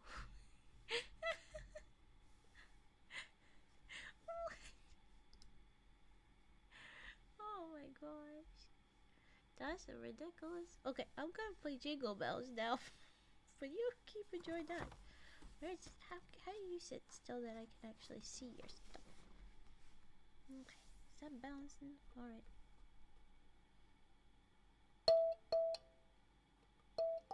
Oh my gosh, hold this.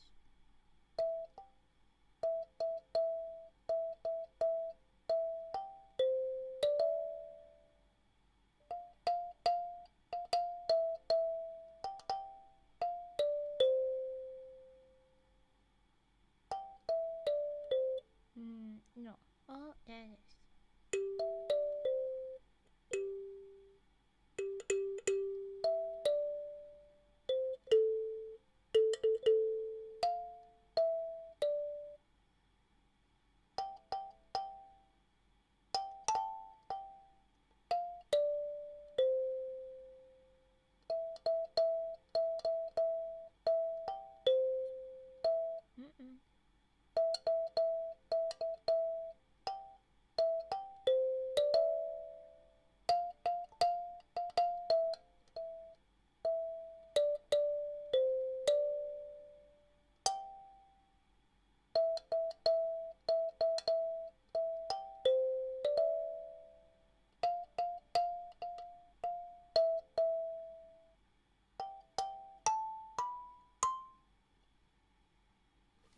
Okay. I did that. What is these ones? Yeah, no, I have no idea what that is. Nope. Nuh-uh. So many of these songs I do not know. I think I might kind of know what this one is based on the title, but I don't know its tune really.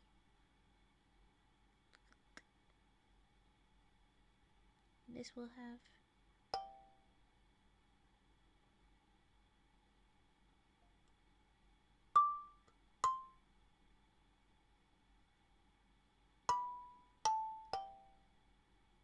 no wait.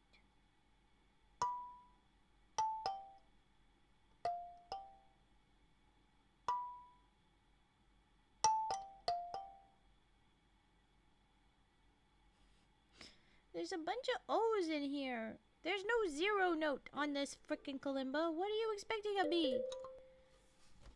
Why does it think a zeros is supposed to be?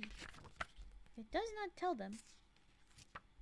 No, just send you in. There's no zero on this shit. The hell do you think I should be playing here?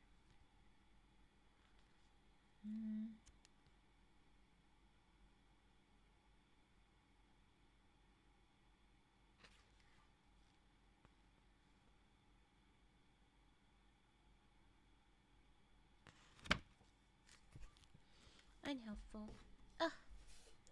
Well, I think what I want to practice... The one that needs the most practice is Jingle Bells. But this is not the time for Jingle Bells practice.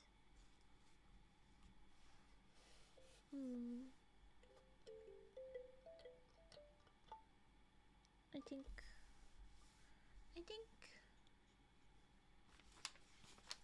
I will continue. We have 1, 2, 3 on one paper, 4, and 5, 6. I have a total of 6 songs that I play on this.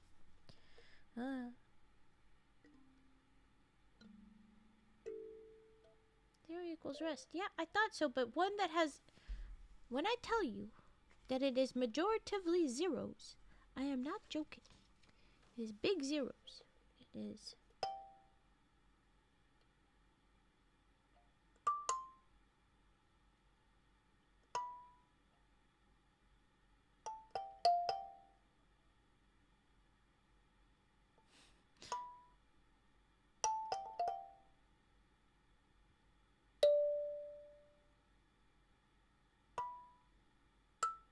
Oh, no, wait, wrong one. That one. It's majoritively zeros. Zero. I don't know why, but it is. Alright. Meanwhile, on the other side of the same one, there's optional just dashes instead of zeros. The dash is what I would have expected to be a rest. Pick one or the other. What does the dash mean if there's also zeros? I don't understand. I have no idea how the song goes, so it's unhelpful.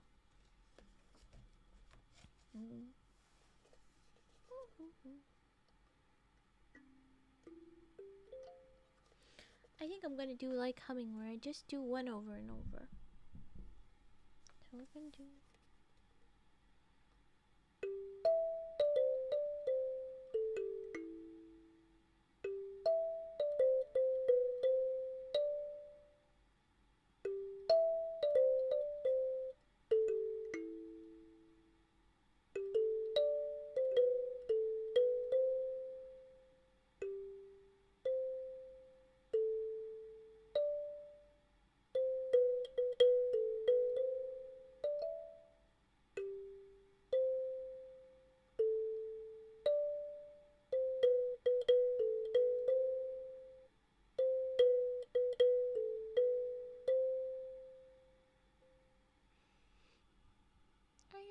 Columbus with different numbers of keys. Yes, but 0 is never one of them, because the ones and that's not it. They do like a 1 with a dot and a double dot. It's actually just numbers in place of the letters A, B, C, D, E, F, G.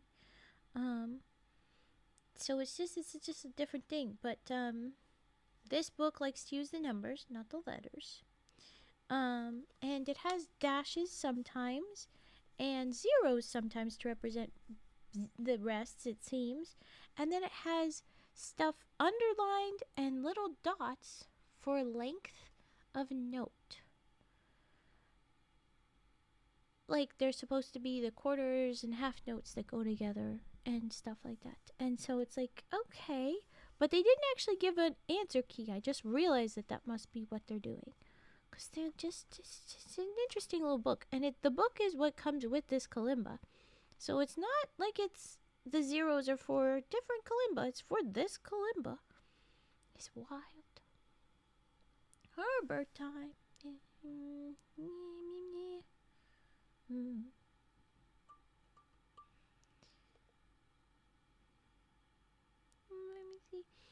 Yeah, Jingle Bells is the one that has a couple of zeros that I was playing. Ode to Joy didn't really have any in there. Okay. The one with a bunch of zeros is a separate one. Yeah, okay. Let's get Herbert back out. Little frog.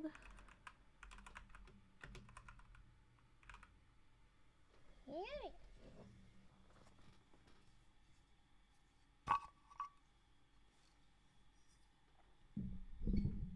Oh, wobbly Mike. Hold on.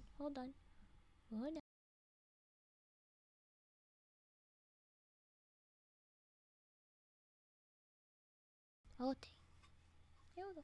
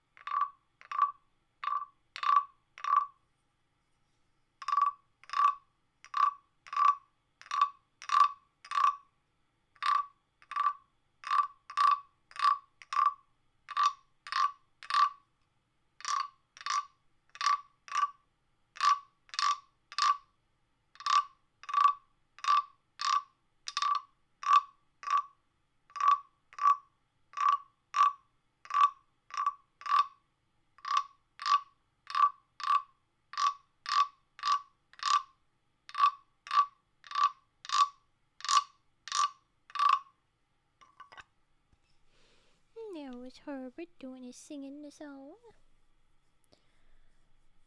Ooh. E.B. Raven. I have things that I'm trying to organize for a bit of a chaotic weekend that's coming up. Well, a little bit longer than a weekend, and then indeed chaotic weekend. I have not posted my schedule for next month yet because I'm not totally sure, but I'm going to try and sort that out tonight after stream, at least mostly. So hopefully I have that up before February is over. But I'm fully in plan to stream on Sunday. I just don't know if for sure. Yeah. With that,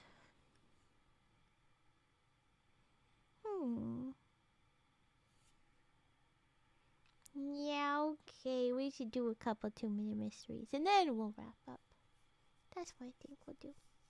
We won't stick around too much longer, but we'll do a couple 2-minute mysteries. How about that? Who wants some silly of those? Now that we finished the book, let's go to another book. We did some kalimbas. We went through all the songs faster than I thought it would. Sus little owl.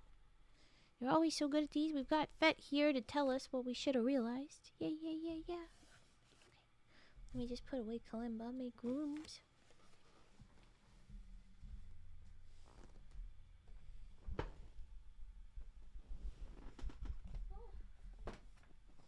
The little book was trying to hide on me.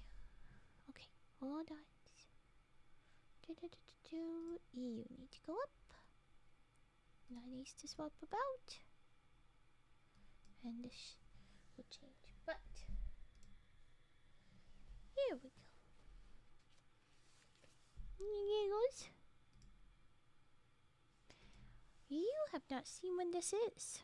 Ooh. Oh, right, this title. Oh, gosh.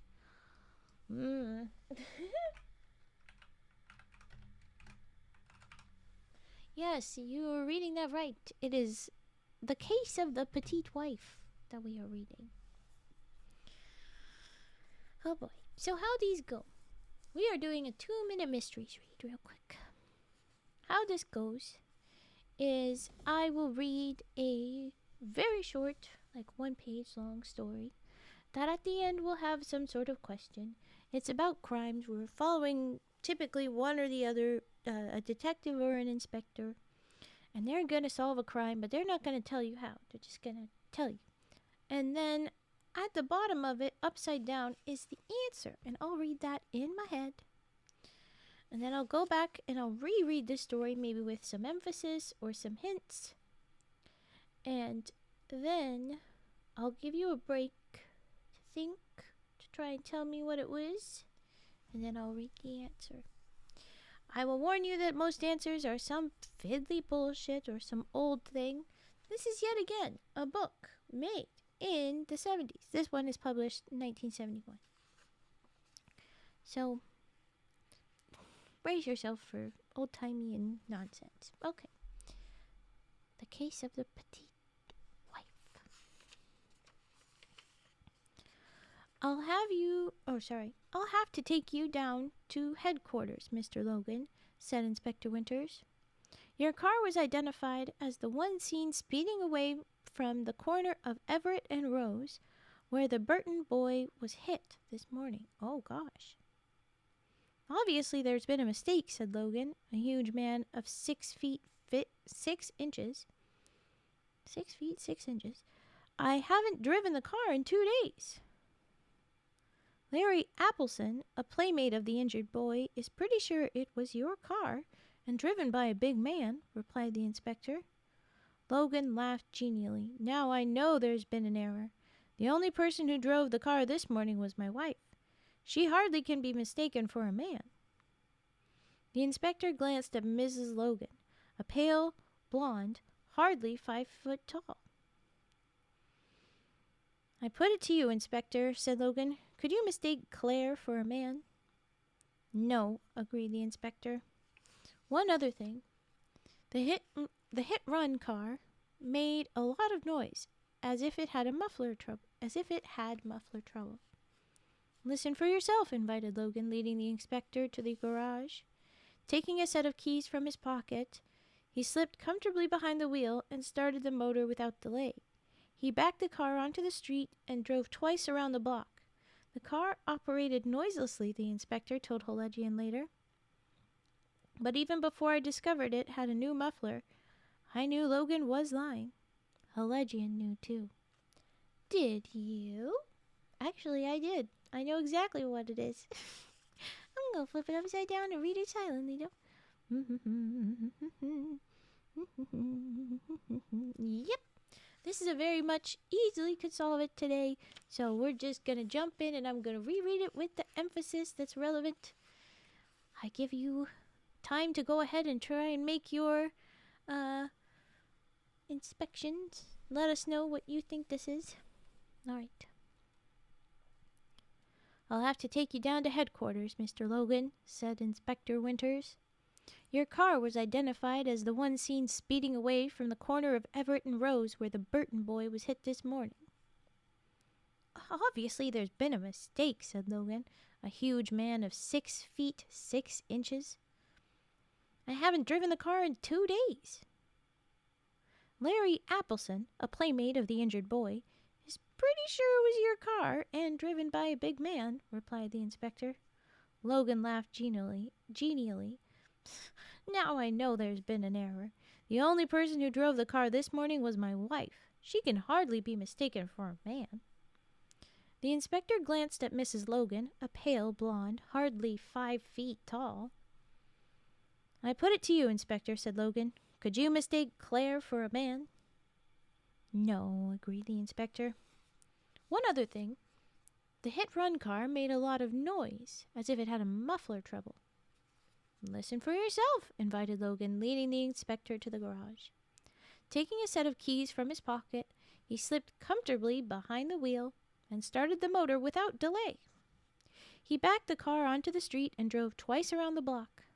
The car operated noiselessly, the inspector told Helegian later. But even before I discovered it had a new muffler, I knew Logan was lying. Helegian knew too. Did you? All right, I give you a moment. Where'd that key from? What? Oh, where did the keys come from? Ah. Well, he owns the car.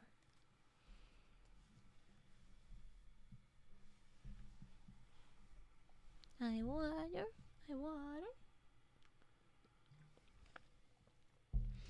And then I'll give you a little bit while I pick something to hum.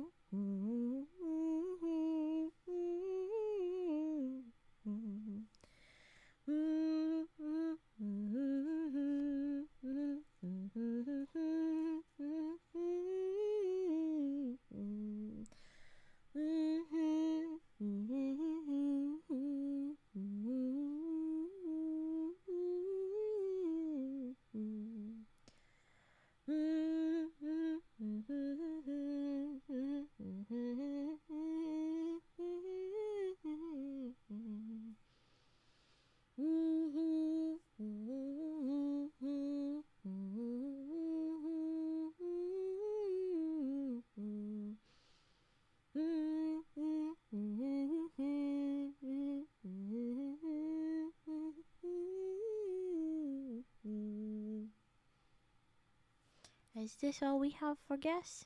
Keys? And wife is too short, damn it. Well, I'll read.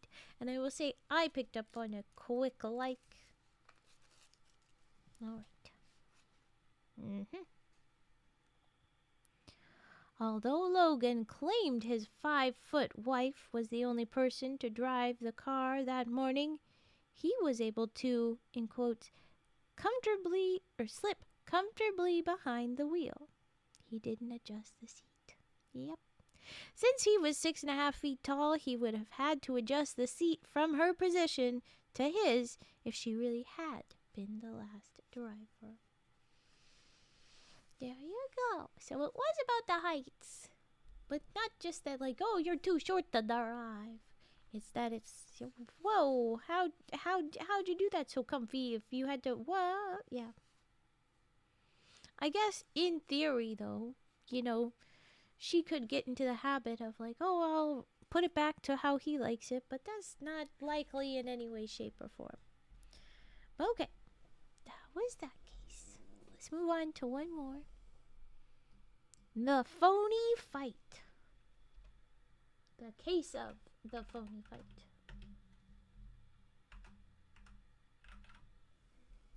Oh boy. Who's faking their fights? Who's faking their fights? Oh no. Oh, a legend, no. A woman's mind is the one insoluble mystery, admitted Dr. Allegian to the thin, bespectacled youth.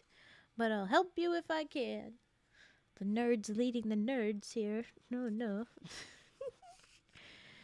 Cyril Macon nodded gratefully, cleared his throat, and said, I'd been secretly in love with Gladys Brewster for 2 years. My chances seemed hopeless. She's one of those big outdoorsy girls, a champion skier and swimmer. I never did better than assistant manager of the high school basketball team. Can't see 20 feet without my glasses. I knew she'd never take me seriously unless I proved myself a man, so I enlisted the aid of Rocky Armstrong, the heavyweight boxing champion. He had staged private fights before, I was relieved to learn.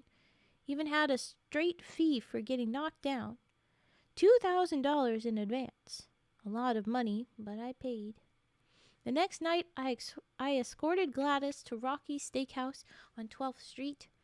The place was crowded as usual, and we were asked to wait in a small anteroom by ourselves. Presently, Rocky entered, eyed Gladys up and down, and made an improper remark. I demanded a retraction. He laughed at me. I don't like to do this, I said, and slipping my glasses into my breast pocket, I threw up my fists and went for him. Gladys screamed. Rocky waded in, pounded me unmercifully about the body. I pressed on, undaunted. A smart left to the jaw laid him down and out just as we'd rehearsed it. Let's get out of here, I snapped, replacing my glasses and grabbing Gladys. She looked at me mutely, sheer worship shining in her eyes. It was in the taxicab that the look changed. You staged the fight, she cried. You phony. I've called her countless times since. But she won't speak with me. How the dickens did she know the fight was faked? Helegian knew. Did you? I'm gonna look. I don't know, but I have a feeling I might have, where the issue is, but I don't know for sure.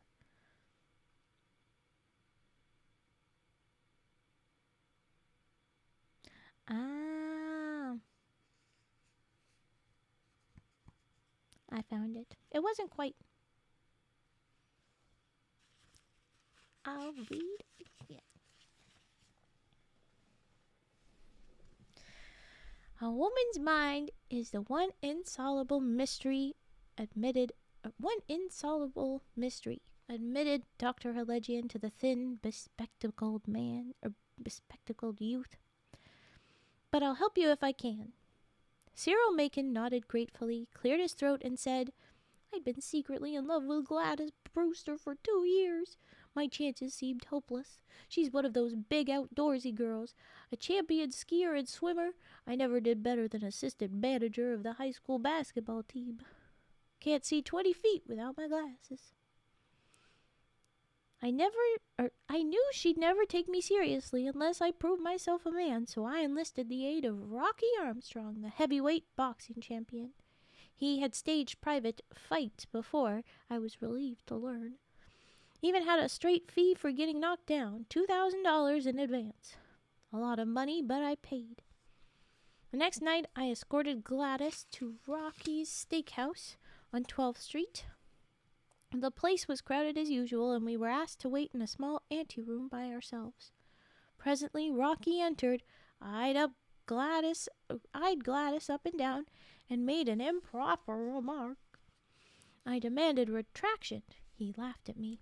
I don't like to do this, I said, and slipping my glasses into my breast pocket, threw up my fists and went for him. Gladys screamed. Rocky waded in, pounded me unmercifully about the body. I pressed on, undaunted. A smart left to the jaw laid him down and out, just as we'd rehearsed it. Let's get out of here, I snapped, replacing my glasses and grabbing Gladys. She looked at me mutely, sheer worship shining in her eyes. It was in the taxicab that the look changed. You staged the fight, she cried. You phony. I've called her countless times since, but she won't speak with me. How the dickens did she know the fight was fate? Helegian knew, as dead fet. But I want to point out that there's a little hiccup there. But okay, fine. Gladys knew the champ had pulled his punches, although he had pounded Cyril unmercifully about the body, in quotes. Cyril had removed his eyeglasses from his breast pocket after the fight, unbroken. Here's my qualm with that. It says, I snapped, replacing my glasses and grabbing Gladys. She looked at me mutely, sheer worship shining in her eyes. So it sounds like he took the glasses off sooner. But, maybe she just took time to think. It's just that, she was amazed still for a while he already put the glasses back on. So it's like, why are you not upset yet? What the heck? But yeah, that was yeah, he took them off at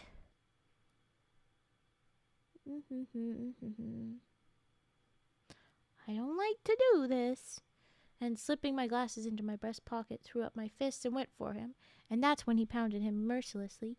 But I mean the fact that he took his glasses out and she didn't put that together until they were in the taxi. Usually when they write this, they put it a little bit closer together just so that it's a bit more obvious with stuff. Not always, but usually they do.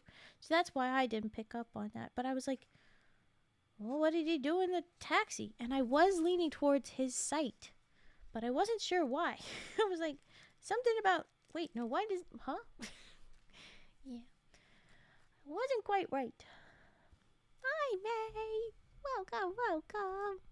Look at the little huggies. Oh, look at that. What's this little guy? little dude. Mm. Thank you. Oh, very emotional. Work on my way to work, sending many extra. You got this. Oh, thank you. Thank you guys for doing all the hugs, you cuties. I think. Okay, fine. We can do one more, and then yeah.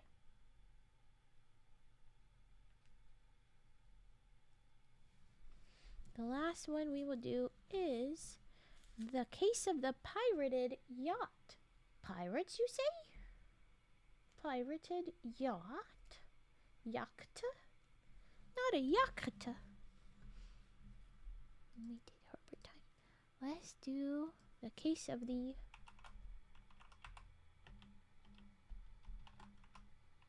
pirated yacht. Alright. On a clear summer night, 5 armed men in a power skiff chugged alongside the yacht Coral Reef. Too big to be tied up at the Wilson Yacht Club piers, the yacht lay at anchorage in deeper waters. The 5 armed men boarded her, put the captain and his crew of 3 into the skiff, and headed the Coral Reef out to sea.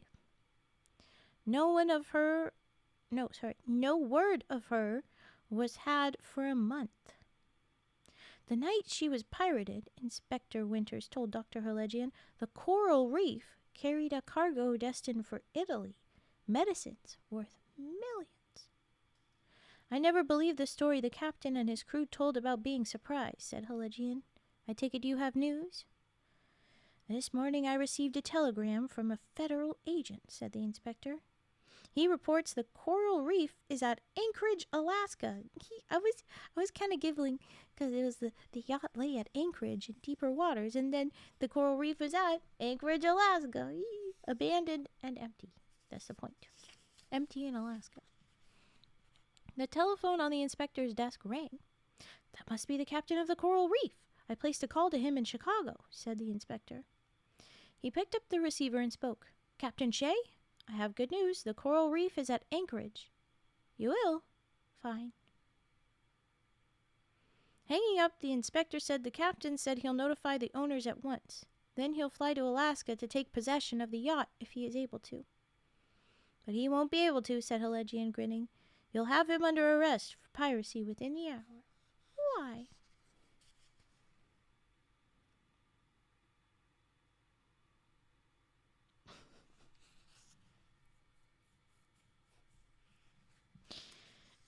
Yep, okay. I kind of saw it coming. Ooh, alright. I think I gave it the emphasis I need the first time, but we're gonna go get the case of the pirated yacht. Let's go. On a clear summer night, 5 armed men in a power skiff chugged alongside the yacht, Coral Reef. Too big to be tied up at the Wilson Yacht Club piers, the yacht lay at anchorage in deeper waters. The 5 armed men boarded her, put the captain and his crew of 3 into the skiff, and headed the Coral Reef out to sea. No word of her was had for a month. The night she was pirated, Inspector Winters told Helegian, the Coral Reef carried a cargo destined for Italy, medicines worth millions. I never believed this story the captain and his crew told about being surprised, said Helegian. I take it you have news.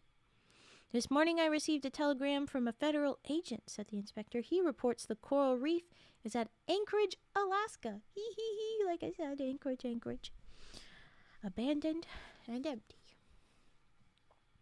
The telephone on the inspector's desk rang. That must be the captain of the Coral Reef.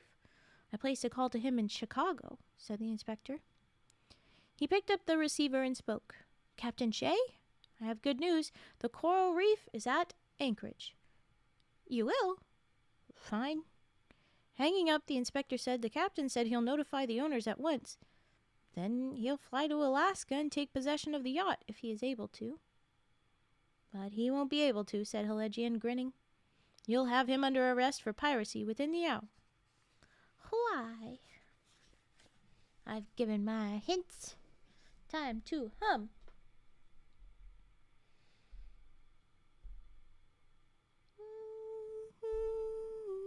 Mm.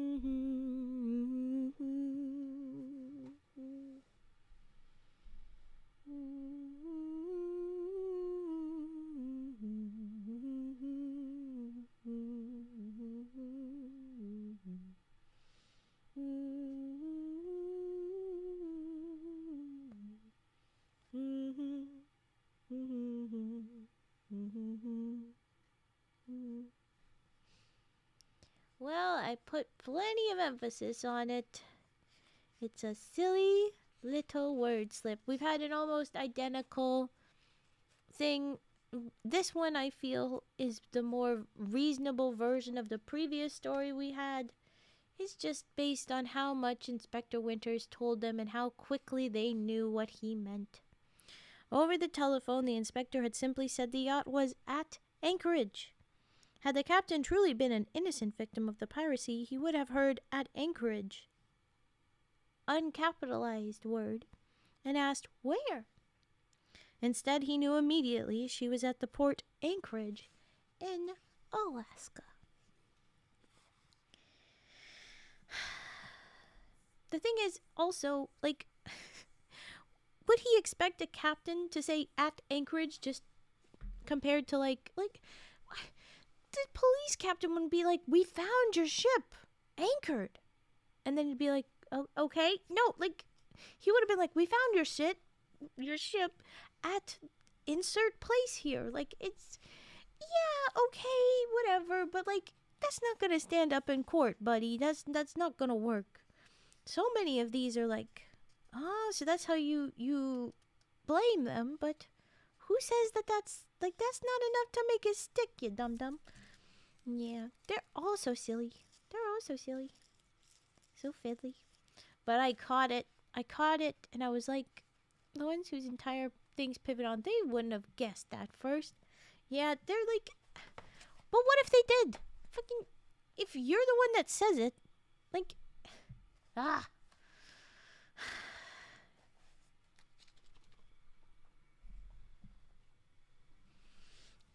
People assume all sorts of crazy things all the time. 1,000%. Ugh. And, like, Helegian being like, well, what they say would be at Anchorage. They would have specified at Port Anchorage. And it's like, or they know that you're layman, like, you don't have all the captaining, boating terms, and would have, like, countered for that and been like, oh, when they say Anchorage, they mean Anchorage, Alaska. I guess we gotta go to Anchorage, Alaska. Like, and the biggest thing is that Winters didn't convince him otherwise. Like, he might have been like, I don't know which one it is, but I'm very nervous and anxious, so I don't want to make a wrong guess. I'll just say, okay, I'll go to, and you pick one, and then he'll tell me if I'm wrong, right? He'll tell me if I'm wrong. Oops. Like, you never know when someone's just weirdly anxious, buddy. Also, even if they did assume that, it's no proof of guilt. Exactly. It's not gonna hold up in court, you dumb. Ugh. But that's what they was. I knew that's where they were going with their usual fiddly stuff. And I put lots of stank on that one. I accidentally emphasized it the first time. Oops. And then the second time I just did the exact same thing so that I could make the point. I tried. All right. Okay. We're wrapping up stream now. That's what I say. Hee. I have finished the Fencepost Chronicles. And I did some kalimba and even some 2-minute mysteries, so that's fun. I will upload this VOD soon, but I need to get some stuff done quick first. And then I should probably eat. Well, I don't think I could really survive on the energy drink I could have to stay awake all of tomorrow. I just don't think it will work. Yeah, I think instead, do little works and go the heck to bed, Raven. With that, I wish you all good eeps. You all get tucked in, you little shrimps. I say this based on Fetz the Dough. Look at that little tuck. He's just a little shrimpy guy. Okay. Alright. Let's tuck things away. Where are you thinking we should go, Fet?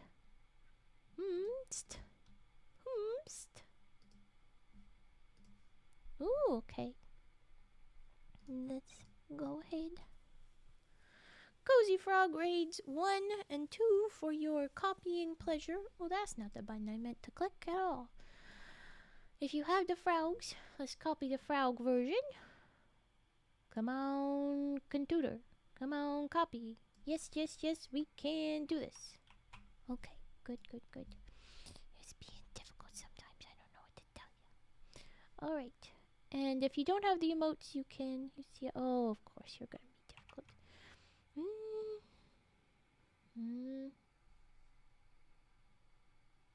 There we go. There she is.